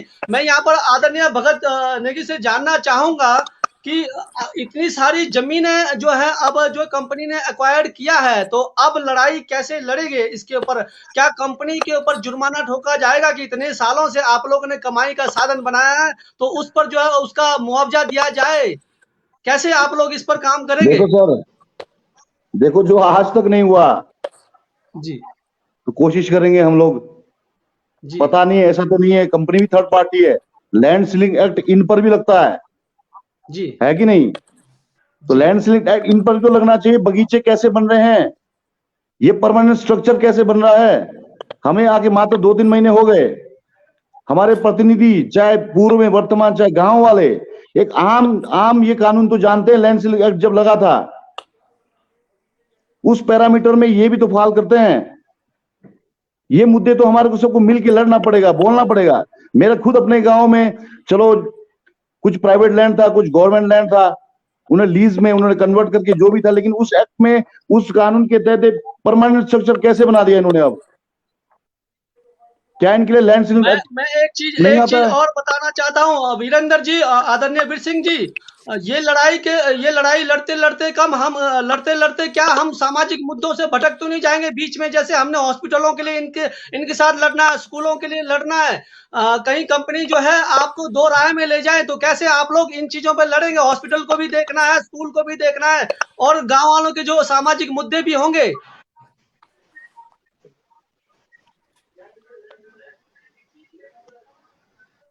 देखिए जी वीरेंद्र जी, इसमें देखिए ऐसा है, जो हॉस्पिटल की आप बात कर रहे हैं सर, ठीक है, हॉस्पिटल है, स्कूल है, वो हमारी एक किसी एक इंडिविजुअल पंचायत की लड़ाई नहीं है। मैं ये बोलूँ कि भाई एक पूनंग पंचायत की लड़ाई है, ये एक पूनंग पंचायत की नहीं है, ये पूरे हमारे जो मतलब प्रोजेक्ट अफेक्टेड जितने भी 21 विलेजेस हम आते हैं, हमारी सबकी लड़ाई है ये। साथ में हम हमारे जो किन्नौर के यहाँ अभी थोड़ी देर के लिए 2 मिनट के लिए रोकूंगा मैं आपसे। सबसे पहले मैं ये कहना चाहता हूं कि स्वस्थ आज के टाइम में हर आदमी बनना चाहता है, स्वस्थ जो है सबके लिए रहना चाहिए। कोरोना के हाल को देखते हुए हमें जो है हॉस्पिटल के ऊपर बहुत जल्दी और बहुत सख्त जो है हमारे को काम करना पड़ेगा। तो आदरणीय वीर सिंह जी, तो पिछले कार्यकाल में हॉस्पिटल के प्रति आपने कुछ काम किया है तो बताएं जरूर। रामभगत जी, पता नहीं मेरा ही मोबाइल में नहीं आ रहा है कि सबके आवाज में थोड़ा प्रॉब्लम आ रही है। अच्छा, मेरी आवाज अगर आप लोगों को किसी में से आपको गए तो जरूर आदरणीय वीर सिंह जी को बताएं। अब आ रही है। अच्छा, मैं ये बोल रहा हूँ, मैं ये कह रहा हूँ कि आपके कार्यकाल में हॉस्पिटल के लिए क्या क्या काम किए हैं आपने, लेकिन जो है दिखता नहीं है कुछ भी हॉस्पिटल के प्रति काम, क्योंकि वहां पर एक ही डॉक्टर है। कहते ना अब फर्स्ट एड का हॉस्पिटल बन चुका है, 5 साल आपने निकाला है। बिल्कुल बिल्कुल, हमने पहले भी ये मुद्दे उठाया हुआ है। जब हम मुद्दे उठाते पहले, सबसे पहले 2-3 साल पहले ये लोग क्या कहते हैं, हमारे को डॉक्टर नहीं मिल रहे। इनका एक बहाना था, इनको यहाँ डॉक्टर नहीं मिल रहे, जो स्पेशलिस्ट यहाँ आने के लिए तैयार नहीं है, इनका ये भी बहाना रहा बीच में। तो इस तरह के बहाना करते हुए ये लोग बहाना कर रहे हैं। अभी भी कुछ दिन पहले, लगभग 1 महीना हो गया, इसी हॉस्पिटल के लिए हमारा मीटिंग हुई थी। JSW नायब तहसीलदार साहब और यहाँ के प्रतिनिधि 3-4 पंचायतों के, ठीक है, उस पे मीटिंग हुआ। तो वो लोग उस दिन ये भी पता चला कोई डेंटल डॉक्टर स्पेशलिस्ट है, उसको भी इन्होंने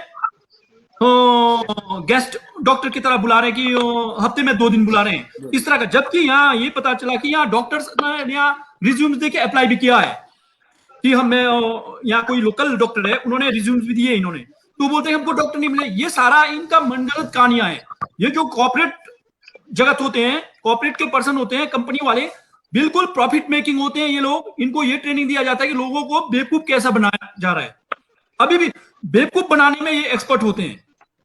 जी जी बिल्कुल। बहुत हम सारे तो बहाना बेवकूफ करते हैं, हैं। बहुत सारे, हम लोग क्योंकि 26 सालों से बेवकूफ बन गए। हम लोग सिर्फ चुनाव में इलेक्शन देते रहे और जो है तालियां बजाते रहे भाषणों में, बाकी कुछ हमने किया नहीं है। राजेश जी ये हाँ बताइए, सर, आप जो है मैं एक जी इसमें कहना चाहता हूँ, बिल्कुल जी ठीक बोल रहे हैं आप।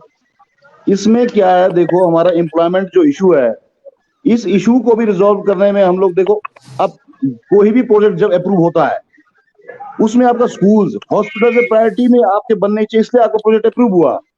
अब ये हमारे को इस तरीके से जो ब्यूरोक्रेट्स है ये भी इस तरह से उलझाते हैं कि जब कंस्ट्रक्शन पीरियड तक, जब लेबर कॉस्ट वगैरह, जब लेबर कैपेसिटी, ये सब चीजें होने पर हमारे को इतना ये सब चीजें, उसके बाद जनरेशन पीरियड में हमारा, जब कंपनी, ये बिल्कुल कॉर्पोरेट वर्ल्ड वाले हैं, ये अपनी प्रॉफिट के लिए बिल्कुल सही बोल रहे हैं प्रधान जी। तो उसमें जो इफेक्टेड एरिया के हम लोग थे, हमारा लड़का खुद गाँव का था, मैं इंडिविजुअल केस लेके डीसी पास गया, क्योंकि चेयरमैन तो एलडीसी का डीसी है अभी।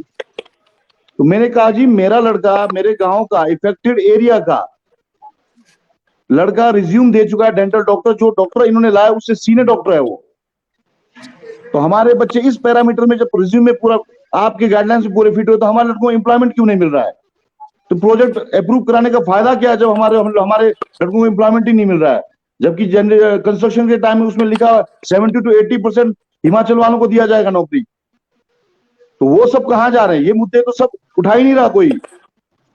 तो ये तो शक की सुई तो सब पर जाता है, हम भी ना करें, हम भी ना बोले, कल को हमारे पर उठेगा शक की बात। फिर ये मुद्दे तो रखने पड़ेंगे। मैं स्वयं गया हूं, वीरेंद्र स्वयं, हम लोग गए हैं कमेटी। दूसरे सीएसआर पर हम आते हैं। सीएसआर हमने रॉयल्टी पर बात की, हम सीएसआर पर आते हैं। वीरेंद्र जी, सीएसआर का जो पैसा कंपनी देती है, तो क्या हमारी जो पिछली पंचायतों ने इसका सही सदुपयोग किया हुआ है? तो इस पर आप थोड़ा सा आप विस्तार से डालेंगे कि सीएसआर का पैसे को हम कहाँ यूटिलाइज कर सकते हैं? सर सीएसआर के पैसे में मैं इसमें एक चीज मैं आपको बताना चाहता हूँ कि जो सीएसआर का पैसा है, जो भी पहले पंचायत हमारे प्रतिनिधि रहे हैं, जहां तक उनको मिला उन्होंने सही यूटिलाइज किया। हम ये नहीं बोल सकते कि उन्होंने उसका गलत प्रयोग किया या उसका दुरुपयोग किया, उन्होंने सही यूटिलाइज किया उसका। बट यहाँ पे कंपनी क्या करती है, सीएसआर के पैसे में वो खुद शेल्फ बनाती है, जो बिल्कुल गलत है। अगर डेवलपमेंट करना है तो शेल्फ हम पंचायत से देंगे, हमारे गांव वाले, हम ग्राम सभा में बैठेंगे, हम ग्राम सभा में तय करेंगे कि हम अपने गांव में सीएसआर से क्या काम कराना चाहते हैं। और इसमें एक चीज और है, सीएसआर में क्या होना है, मैं अकेला जा रहा हूँ, मुझे 5 लाख का बोल देंगे प्रधान जी आप 5 लाख का काम करवाते हैं आपके पंचायत में, दूसरे प्रधान जी जा रहे हैं, लगता है कि वो थोड़े से हुआ है, तो उनको बोलेंगे 7 लाख का काम करवाएंगे आपके पंचायत में। ये बड़ी एक समस्या है। दूसरी बात, सीएसआर में देखिए आप, खाड़ी खोला है इन्होंने, बॉक्सिंग रिंग खोला है, ठीक है, बॉक्सिंग रिंग को मैं अप्रिशिएट करता हूँ, खाड़ी को भी मैं गलत नहीं बोलता हूँ, बट सर खाड़ी ब्रांड बेच रहे हैं ये लोग, अपना ब्रांड को इन्होंने प्रमोट किया है। क्या इसमें किसी लोकल आदमी जो खाड़ी में सीख रहा है, क्या उसका नाम आ रहा है आगे कि उन्होंने डोडू बनाया है या उन्होंने पट्टू बनाया है? नहीं, जिंदल के सौजन्य से बना है। दूसरी बात, बॉक्सिंग रिंग बनाया है, निचार में बन रहा है 50 लाख का बॉक्सिंग रिंग, क्या उसमें निचार गांव का नाम है कि निचार गांव में बॉक्सिंग रिंग है, निचार गांव के पंचायत के थ्रू लोग प्रशिक्षित होके, मतलब उसमें बॉक्सिंग में अपने उसमें होके आगे जा रहे हैं? नहीं, जेएसडब्ल्यू के सौजन्य से ये मैं रोकना चाहूंगा जब सीएसआर का पैसा, सुनिए वीरेंद्र जी, जब सीएसआर का पैसा कंपनी दे रही है तो कंपनी अपना लोगो लगवाएगी ना, इस पर ऐतराज क्यों?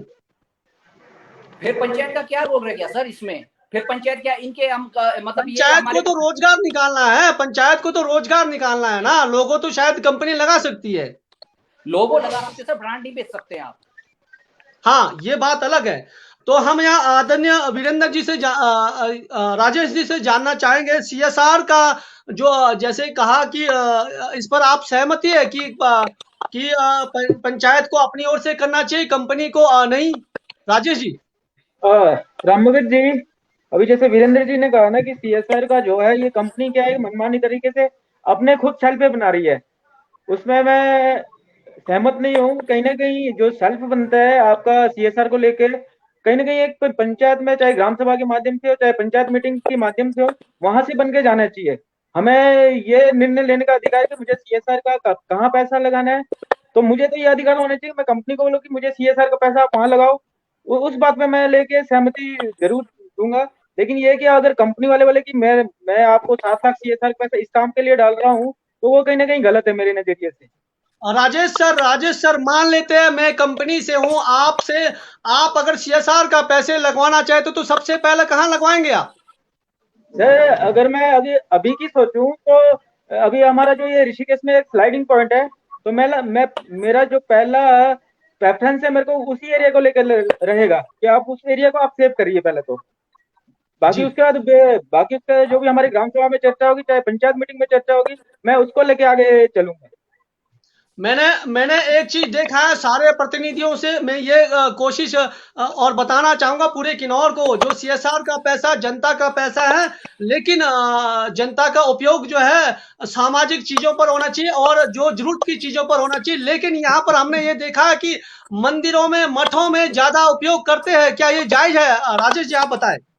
नहीं, अभी इसे मैं नाजायज भी नहीं कहूंगा सर। अगर हम हमारी देवी देवता में आस्था है, कहीं ना कहीं वो चीज भी जरूरी है, लेकिन कहीं ना कहीं मैं और चीजों के लिए भी उनके रिक्वायरमेंट देखूंगा। मैं एक चीज और बताना चाहता हूँ, आस्था है ये अलग बात है, आस्था है। हमारे बिल्कुल। कोरोना काल में आपने देखा होगा कि कितने सारे हमारे को जो है कोरोना से हमारे को ग्रस्त होना पड़ा, हमारे को लॉकडाउन में जाना पड़ा। क्या स्वास्थ्य में ज्यादा ध्यान देना नहीं चाहिए? नहीं, स्वास्थ्य में मैं वही बोल रहा हूँ कि मैंने ये नहीं बोला कि किसी और चीज में ना दो। मैं ये बोल रहा हूँ हमें आस्था है, कहीं ना कहीं वो भी जायज है, वो भी नाजायज नहीं है। लेकिन कहीं ना कहीं मेरा आप हेल्थ कहने से का रिलेटेड मतलब है नहीं। स्वास्थ्य और आस्था को लेकर आप सबसे ज्यादा किसमें पैसा खर्च करेंगे? सर अगर मैं अपनी राय दूं तो मैं अपनी उससे मैं हेल्थ को लेकर काम करूंगा। जी मैं यही आपसे जानना चाहता था, अगर आप सीएसआर का पैसे लाते हो तो आस्था में ज्यादा लगाओगे कि या फिर स्वास्थ्य और शिक्षा में ज्यादा लगाओगे, यही मेरा सवाल था। वीरेंद्र जी आपके पास सीएसआर का पैसे आता है तो सबसे ज्यादा कहाँ लगाएंगे आप, स्वास्थ्य शिक्षा या फिर आस्था में? सर ऐसा है, हम आस्था को भी हम नेग्लेक्ट नहीं कर सकते हैं, क्योंकि कहीं ना कहीं इसी आस्था से हम जुड़े हैं, यही हमारी संस्कृति है। इसी आस्था मैं के द्वारा आपको एक चीज और बताना चाहता हूं महोदय जी, अगर 1 करोड़ आस्था में लगाते हैं और आज का शिक्षा का स्तर राम गिर भगत जी, जाता मैं है, स्वास्थ्य का स्तर गिर नहीं, जाता है, सुनिए हाँ जी, तो आप पूरा पूरा कोरोना काल में सारे मंदिर मस्जिद सारे बंद थे, आस्था बंद था। हम डॉक्टरों को ढूंढ रहे थे, नर्सों को खोज रहे थे, दवाइयों को, हम वैक्सीन को खोज रहे थे। तो आप सबसे पहले ये बताइए, आप अपनी ओर से अब कोरोना काल को देखकर भी आप कितना जाएंगे आस्था की ओर? क्या मेडिकल की ओर जाएंगे, क्या स्वास्थ्य की ओर जाएंगे, क्या शिक्षा की ओर जाएंगे? सर मेडिकल की ओर जाने के लिए ही हमारी जिंदल के साथ पीछे मीटिंग हुई थी, हॉस्पिटल को लेकर ही। शोल्टू के अंदर पीएससी बनना था, ठीक है सर, पीएससी बनना था, पीएससी 20 बेड का बनना था। आज पीएससी होता तो हम बढ़िया तरीके से वहां पर हम मैं थोड़ा सा और रोकूंगा, रुकिए, ध्यान से सुनिए। 26 साल 29 साल हो गए हम इन चीजों में, हमने सारी चीजें देखे, 5-5 साल 25 साल के राजनेता, 25 साल के प्रधान लोग, लेकिन कोरोना ने हमारे को सब कुछ दिखा दिया है। आप लोगों को ये चीज अब जानना पड़ेगा, जो भी सीएसआर का पैसा है, ज्यादा से ज्यादा शिक्षा, ज्यादा से ज्यादा स्वास्थ्य और ज्यादा से ज्यादा रोजगार उसमें ढूंढने की कोशिश कीजिए। चलिए बोलिए सर आप। इसमें ऐसा है सर, जैसे आपका एजुकेशन की बात है, हम कंपनी के CSR is the part of company, ठीक है सर। जो हॉस्पिटल और जो स्कूल है वो भी एक पार्ट है हॉस्पिटल इसका ही आपका, ठीक है सर, कंपनी का ही पार्ट है। वहां पर इन्होंने एक मतलब लिटरली बोलते हैं कि उसमें एक बिजनेस बनाया हुआ है।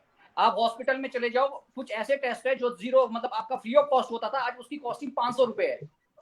60 से ऊपर वालों का इलाज फ्री होता था, आज उनसे 60% चार्ज करें, 40% डिस्काउंट दे रहे हैं। और 0 से 10 साल के जो भी हमारे बच्चे होते थे उनका भी जो ट्रीटमेंट होता था, जो भी होता वो फ्री में होता था, उनसे भी चार्ज कर रहे हैं।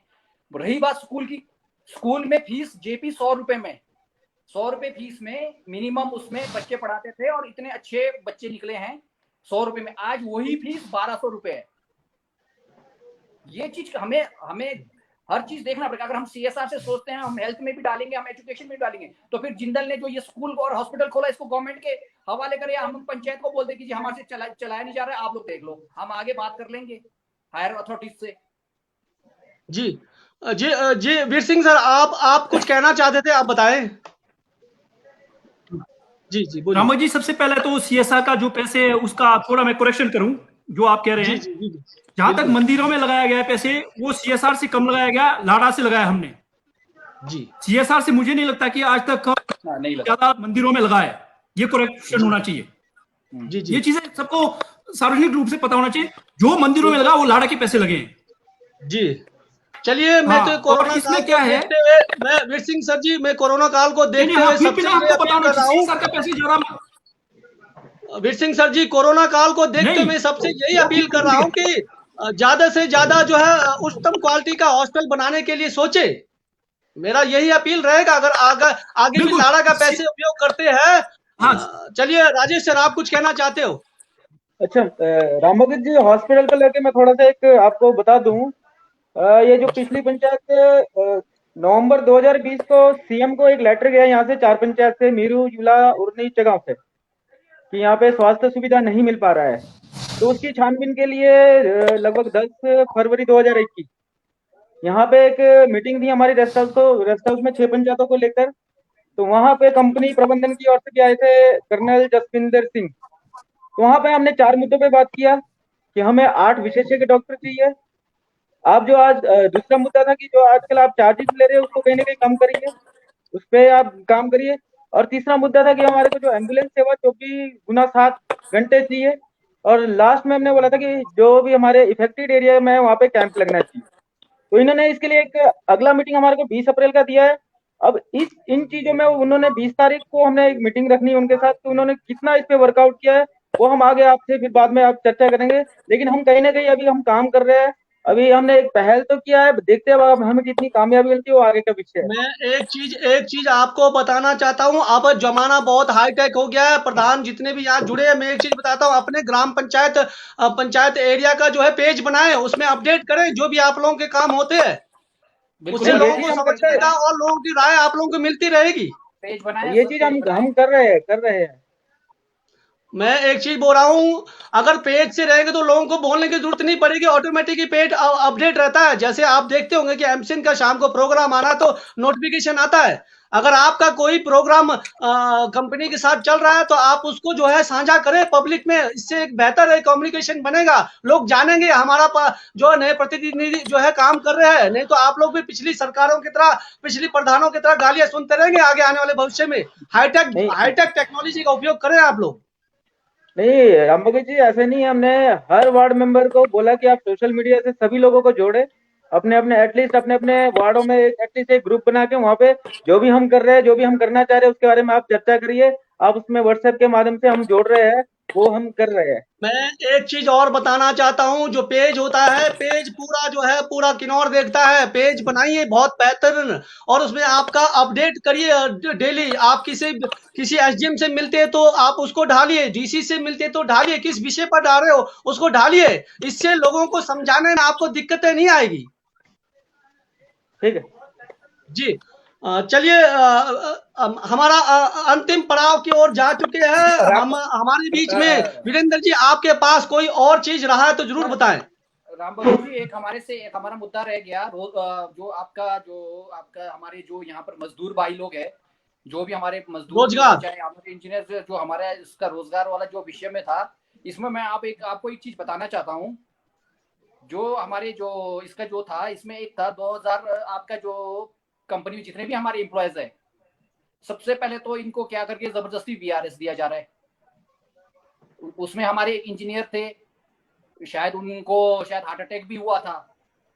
तो एक तो इनका मोनोपोली तरीके से ये जबरदस्ती वीआरएस दे रहे हैं। दूसरी बात, वीरेंद्र जी, इसके लिए मैं एक चीज बताना चाहता हूं। यहाँ पर हम डिबेट इस पर करके फायदा नहीं है, क्योंकि इसके लिए यूनियन भी बनी हुई है। यूनियन के, हाँ, आप अगर तो इसके लिए पूरा जो इफेक्टेड एरिया के पूरे पंचायत आ जाते हैं, वो साथ मिलकर काम करते तो बेहतर है। लेकिन यहाँ पर खाली एक डिबेट ही बनेगा और एक प्रोग्राम ही बनेगा, नहीं बाकी इस पर कुछ नहीं है। सर, लेकिन हाँ, यूनियन जी बोलिए सर, बोलिए। इसमें जरूरी इसलिए भी है, खाली ठीक है यूनियन एक अलग विषय है, उन्होंने बना रखा है, लेकिन हमारे बच्चे भी इसी यूनियन के तहत काम कर रहे हैं। हमारी भी उतनी सामूहिक जिम्मेदारी बनती है कि हम अपने जो मेरे हर पंचायत के यूनियन फेल हो रहा है, तो इस तरीके से प्ली फिर पंचायत के हमने भी कमेटी बनाई है, तो वो उनकी एक्सपेक्टेशन लेवल ये है कि ठीक है हम मिल के काम करें तो उनके लिए बेहतर हो।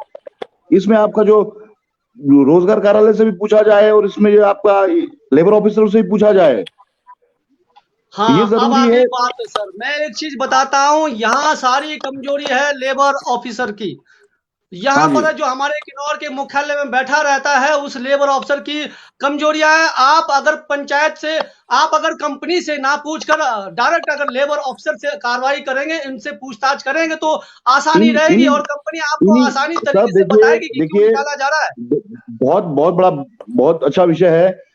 जी इसमें देखिए तभी तो हमने एक पहल किया, एक करे सो क्या करे, एक चना क्या भांडा फोड़े।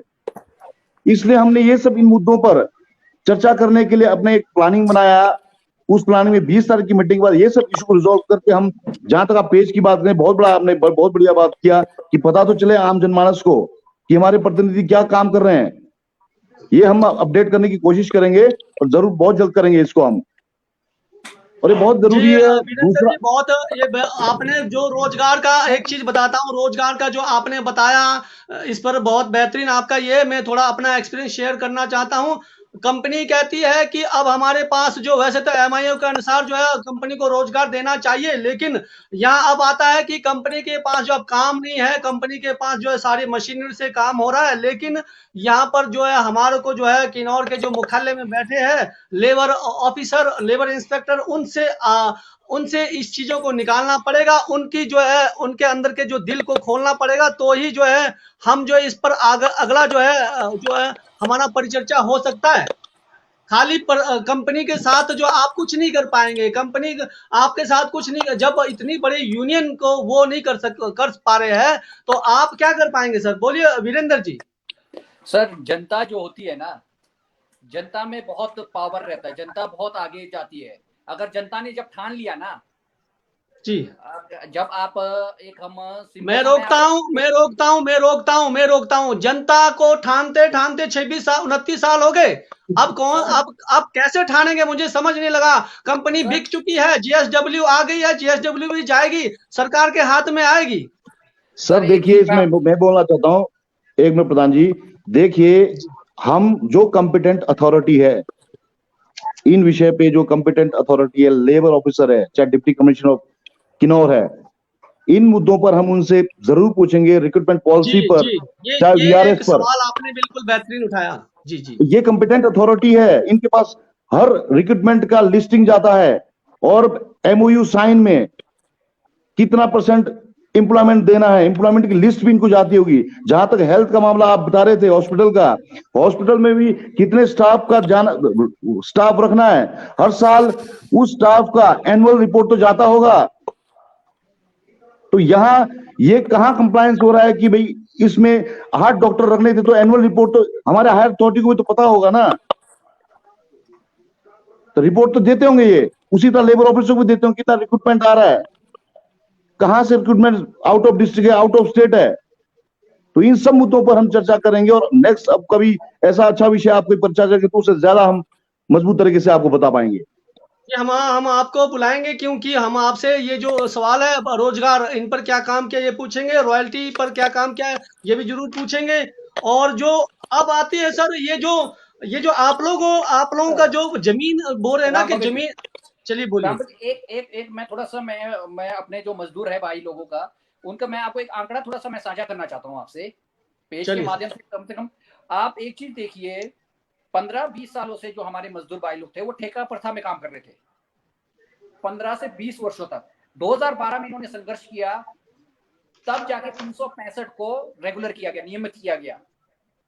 ठीक है सर, आज भी 491 हमारे मजदूर साथी ठेका प्रथा में कार्यरत है, ठेकेदार के अंडर, जिसमें से आपका जो है बड़े दुख की बात है 250 जो हमारे कर्मचारी है वो हमारे प्रोजेक्ट प्रभावित पंचायतों के 250 कर्मचारी अभी भी वो लेबर कार्ड में वो ठेकेदार के अंडर में काम कर रहे हैं। और डिस्ट्रिक्ट किन्नौर के अंदर पूरे जो है 400 जो इस कंपनी में 491, जिसमें से 250 जो है हमारे प्रोजेक्ट प्रभावित, इस पे क्या काम हो ही नहीं। ठीक है सर, और इनकी जो सैलरी है सैलरी भी मतलब आप ये देखिए कि जो जिंदल की सैलरी है नील के समान है। मैंने अभी, चलो इसमें हमारे पास समय नहीं है, मैंने आंकड़े लाया था कि इनके खर्चे बढ़ने की जगह इनके खर्चे घट रहे हैं, तो वहां पे इनको फटकार भी लगा था। तो ये बहुत जरूरी विषय है सर। ये हमारे जो मजदूर जो 250 लोग अभी भी ठेकेदार के अंदर काम कर रहे हैं। वीरेंद्र जी, मैं एक चीज बताना चाहता हूँ, वीरेंद्र जी एक चीज बताना चाहता हूँ, इस लिस्ट में मेरा भी नाम होना चाहिए। मैंने अभी कंपनी से फाइनल नहीं लिया है। बिल्कुल बिल्कुल सर, हमारे को तो प्रोजेक्ट प्रभावित गांव, हम घर से प्रोजेक्ट पर, मेरी तो लैंड ली है इन्होंने, मुझे नौकरी मिलना था, नौकरी भी नहीं दी इन्होंने। चलिए, तो मैं आप लोगों को बधाई देता हूं। आप लोग जो है, आप लोगों में जोश और उत्साह जो दिख रहा है वैसा बना रहे। और मैं जाते जाते यहाँ पर जो हम आदरणीय वीर सिंह जी से जानना चाहेंगे। वीर सिंह सर, आप जो लड़ाई लड़ेंगे, इसमें क्या आप लोग जो है साथ देंगे क्या, पूर्व प्रधान जितने भी है? बिल्कुल बिल्कुल। सबसे पहले तो जो हमारे वर्तमान में जो प्रधान है, उन्होंने जो एक कमेटी बनाया बोल रहे हैं, और मैं आशा करता हूं कि वो उसको आगे बढ़ाए। क्या है कि इस तरह से क्या आगे बढ़ाए, और हमारा ये, हम इनके साथ हैं। हम जो प्रधान लोग डिसीजन लेंगे सारे एफेक्टेड पंचायतों के, उसका हम भरपूर साथ देंगे। और हम आशा करेंगे कि जितने भी प्रधान है वो अपना स्टेमिना को, अपना जो खून को आगे गर्म ही रखे लास्ट तक, ताकि हम ये जो मेन तो रॉयल्टी का, जो रॉयल्टी आप लोगों को जिताना होगा। रॉयल्टी जो हमारे को 1% जो टोटल जनरेशन का मिलता है, उसके लिए लड़िए, लड़ना जरूरी है। हमने भी कोशिश किया था। लड़िए नहीं प्रधान जी, लड़िए नहीं, हम लड़ेंगे। आपको आगे ये भी बढ़िए, कहना हम चाहेंगे। लड़ेंगे। हाँ, साथ साथ। लेकिन क्या होता पता है, प्रधान लोग कहीं ना कहीं पॉलिटिकल पार्टी से जुड़े होते हैं। आने वाला समय में मैं आप लोगों से रिक्वेस्ट करूंगा कि पॉलिटिक्स में कोई ना कोई किसी तरह से आ जाता है, कोई अपना सरकार की ओर आ जाता है, कोई किस तरह से, ये चीजें आएंगी आप लोगों के अंदर भी। ये चीजें मैं आने एक वाला चीज समय में बताना चाहता हूँ, क्या पॉलिटिकल दबाव आने के रिक्वेस्ट करूंगा। बावजूद हमारे को चुप रहना पड़ेगा क्या? तब हमारे को ठंडा रहना है क्या? बिल्कुल। उसके बाद मैं आप लोगों को करूं, इनसे बढ़ के ये जो पॉलिटिक्स, तो आप जो प्रधान उप प्रधान होंगे, किसी ना किसी पार्टी से जुड़े होंगे आप लोग। इससे आगे बढ़ के आप लोग अपने विचारधारा जो पॉलिटिकल को छोड़ के हमारा एरिया के लिए एक होके लड़े। हमने भी कोशिश किया था लड़ने का, सारे प्रधानों को संगठन बना, हमने भी जो प्रधानों का एक एसोसिएशन बनाया, लेकिन उसमें सबका सेल्फिश मोटिव आ जाता है कहीं ना कहीं पार्टी से जुड़ के। और मैं आशा करूंगा और रिक्वेस्ट भी करूंगा कि आप लोग उस तरह से फेल ना हो। आप लोगों का जो कमेटी बना है वो आगे बढ़े, हमारा साथ हमेशा रहेगा, चाहे जैसा भी हो। हमको आप लोगों के साथ है, गांव जो बड़ा है, एक के लिए तो बिल्कुल हम आप लोगों के साथ है। लाड़ा के लिए हो सकता है कि सबका हो, लाड़ा में अपना गांव के लिए अपने तरह से लड़ूंगा, किलबा वाले प्रधान अपनी तरह से लड़ेंगे, और पूनम वाले प्रधान, क्योंकि अपना अपना शेयर्स है, ठीक है। यहां तक 1% रॉयल्टी जब तक हमको मिले नहीं, तब तक सारे मिलकर हम लोग लड़ेंगे। जी, एक और अंतिम सवाल है कि जाते जाते मैं थोपन जो प्रोजेक्ट जो चलने वाला, उस पर जो है अपर किन्नौर वाले जो है विरोध कर रहे हैं, तो क्या आप लोग उनके साथ भी रहेंगे? बिल्कुल बिल्कुल बिल्कुल बिल्कुल बिल्कुल। ये बात थोपन की बात नहीं है, ये किन्नौर की बात है। जी, उनका कहना है कि हमने जो है जो जी करछम मंगतू वाला जो है गलतियां ना दोहराना चाहते हैं, वो जो विरोध कर रहे हैं, तो उन पर आप लोग का भी सहयोग चाहते हैं। चलिए, बहुत बहुत धन्यवाद, आज आप लोग जुड़े। जाते जाते राजेश सर, आप अगर कुछ कहना चाहेंगे अंतिम जाते जाते?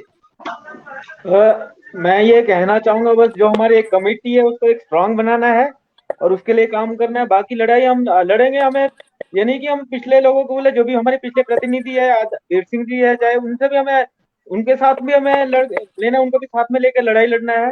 बाकी हम लड़ने के लिए तैयार है। हमें जो भी बनता है, हमारी कमेटी जो भी डिसीजन लेती है, हम उसके लिए तैयार है सर।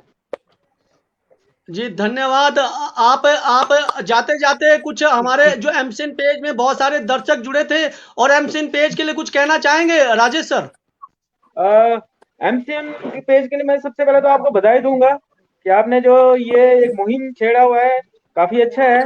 आप जो ये जो भी एजेंडे लेके आते हैं, मैं आपके एमसीएन पेज से पहले भी जुड़ा हूँ, मैं डेली आपको फॉलो करता हूँ।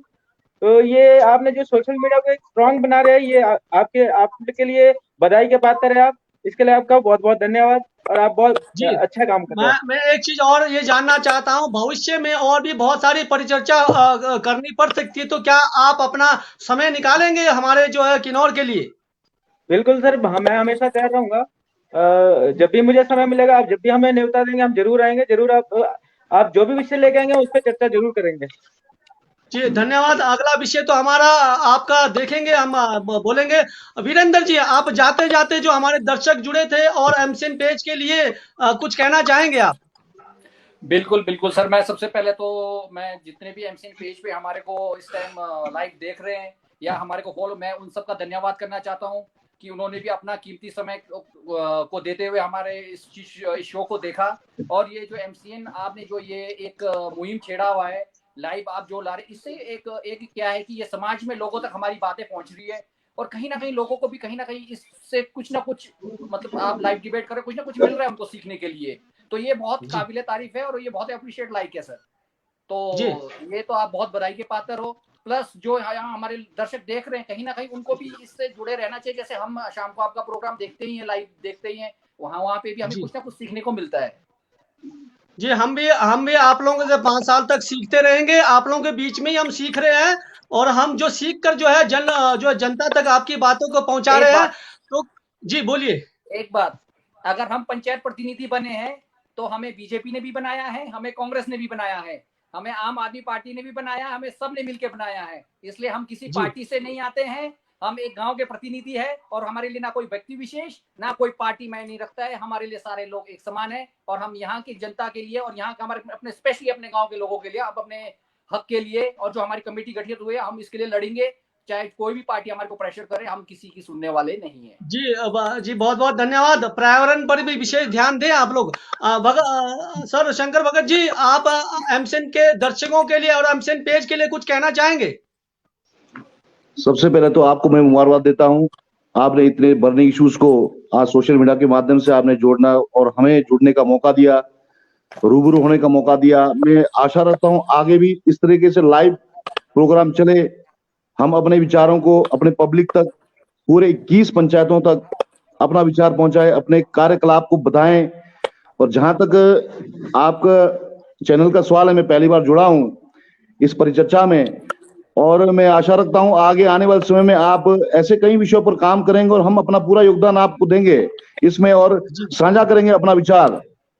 और मैं आशा करता हूं जी और मैं जी धन्यवाद हूं जी जी सभी दर्शकों धन्यवाद से, शंकर उन्होंने भगत जी। हमारी मैं आप बातों लोगों को को यही सुना। बताना चाहता हूँ, आप लोगों को यही बताना चाहता हूँ, ये पेज किन्नौर का है, कोई हमारा अपना इंडिविजुअल नहीं है। आप लोग जिस प्रकार से समाज के लिए चुनकर जो है काम कर रहे हैं, तो हम भी जो है बैठकर जो है उन आप लोगों के काम को आगे बता रहे हैं, क्योंकि हमारा भी काम है जन सेवा करना।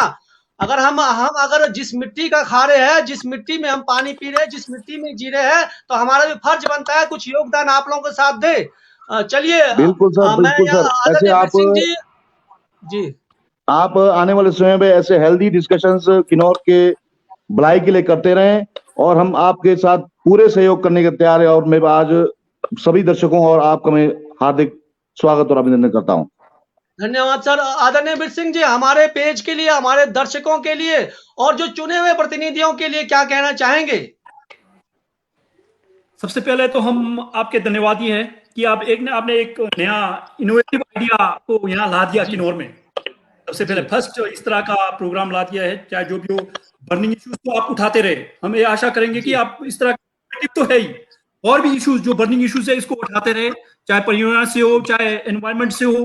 देखो हमारे पास 2-3 मुद्दे बहुत जरूरी है। देखो एनवायरमेंट बहुत जरूरी है, रोजगार का क्या साधन होने चाहिए, कैसे जनरेट होगा किन्नौर में, वो जरूरी है। बाकी प्रोजेक्ट्स का तो बहुत जरूरी है। आप उठाते रहे, हम आपके साथ हैं। और जो भी आपके व्यूअर्स हैं एमसीएन पेज को, और उनका भी धन्यवाद ही हो। और इस तरह के डिबेट को देखना भी चाहिए और इसको फॉलो भी करना चाहिए। हम तो आपके जो सारे जितने भी डिबेट होते हैं, एक बार नहीं, चाहे व्हाट्सएप में चाहे, हम तो देखते ही रहते हैं। ठीक है, तो जी इससे कुछ ना कुछ हमको भी सीखने मिलता है। क्या करूंगा कि जो आने वाला समय में सारे लोग आपको फॉलो करें और आप भी अच्छे से अच्छे इशू लाए और जी सारे चुने हुए प्रतिनिधियों को, क्योंकि जो भी प्रधान है आप लोगों ने चलाना है। आप तो आगे आगे रहेंगे, पीछे हम रहेंगे अब। ठीक है, आगे जी आप लोग अच्छे काम करें, चाहे प्रोजेक्ट्स के बारे में हो, चाहे गांव के बारे में, चाहे हमारे राजेश जी हो, चाहे हम, ये तो सारे प्रधान हमारे आसपास के ही है जो हम सुबह शाम मिलते रहते हैं। हम आप लोगों के दिन रात साथ है। और अब चलाना किन्नौर को आप लोगों ने पॉलिटिकल पार्टीज कम चलाएंगे, तो मैं ये आप लोगों को शुभकामनाएं भी देता हूं, क्योंकि नए नए है अभी पंचायत, और आने वाले 5 साल आप लोग किन्नौर को आगे बढ़ाए। यही बात के साथ मैं आप लोगों का सभी को स्वागत भी करूंगा, नए नए प्रधान है, और आप लोगों का धन्यवाद भी, आप लोग एक काम करने लगे, चाहे पंचायत का जो रॉयल्टी का हो उसमें आप लोग सफल हो जाए। जी, धन्यवाद आप लोगों का, आप सबका प्रतिक्रिया मिला। मैं एक चीज़ और बताना चाहता हूँ, जब मैंने ये चैनल शुरुआत की थी तो उस समय मैंने ये कहा था कि जब पंचायत के 6 महीने होंगे तो एक जनता की अदालत जो है हम रखेंगे, उसमें हम आपको बुलाया करेंगे। हर अलग-अलग गाँव का अलग-अलग वो हम बुलाएँगे, उसमें परिचर्चा होगी कि गाँव में वो प्रधान और प्रधान ने क्या काम किए। तो इसलिए 6 महीने का हम इंतज़ार कर रहे हैं। 6 महीने के बाद हम जो है जनता की अदालत रखेंगे, तब तक के लिए तैयार रहिए। शुभ रात्रि, नमस्कार। नमस्कार सर। नमस्कार। नमस्कार जी।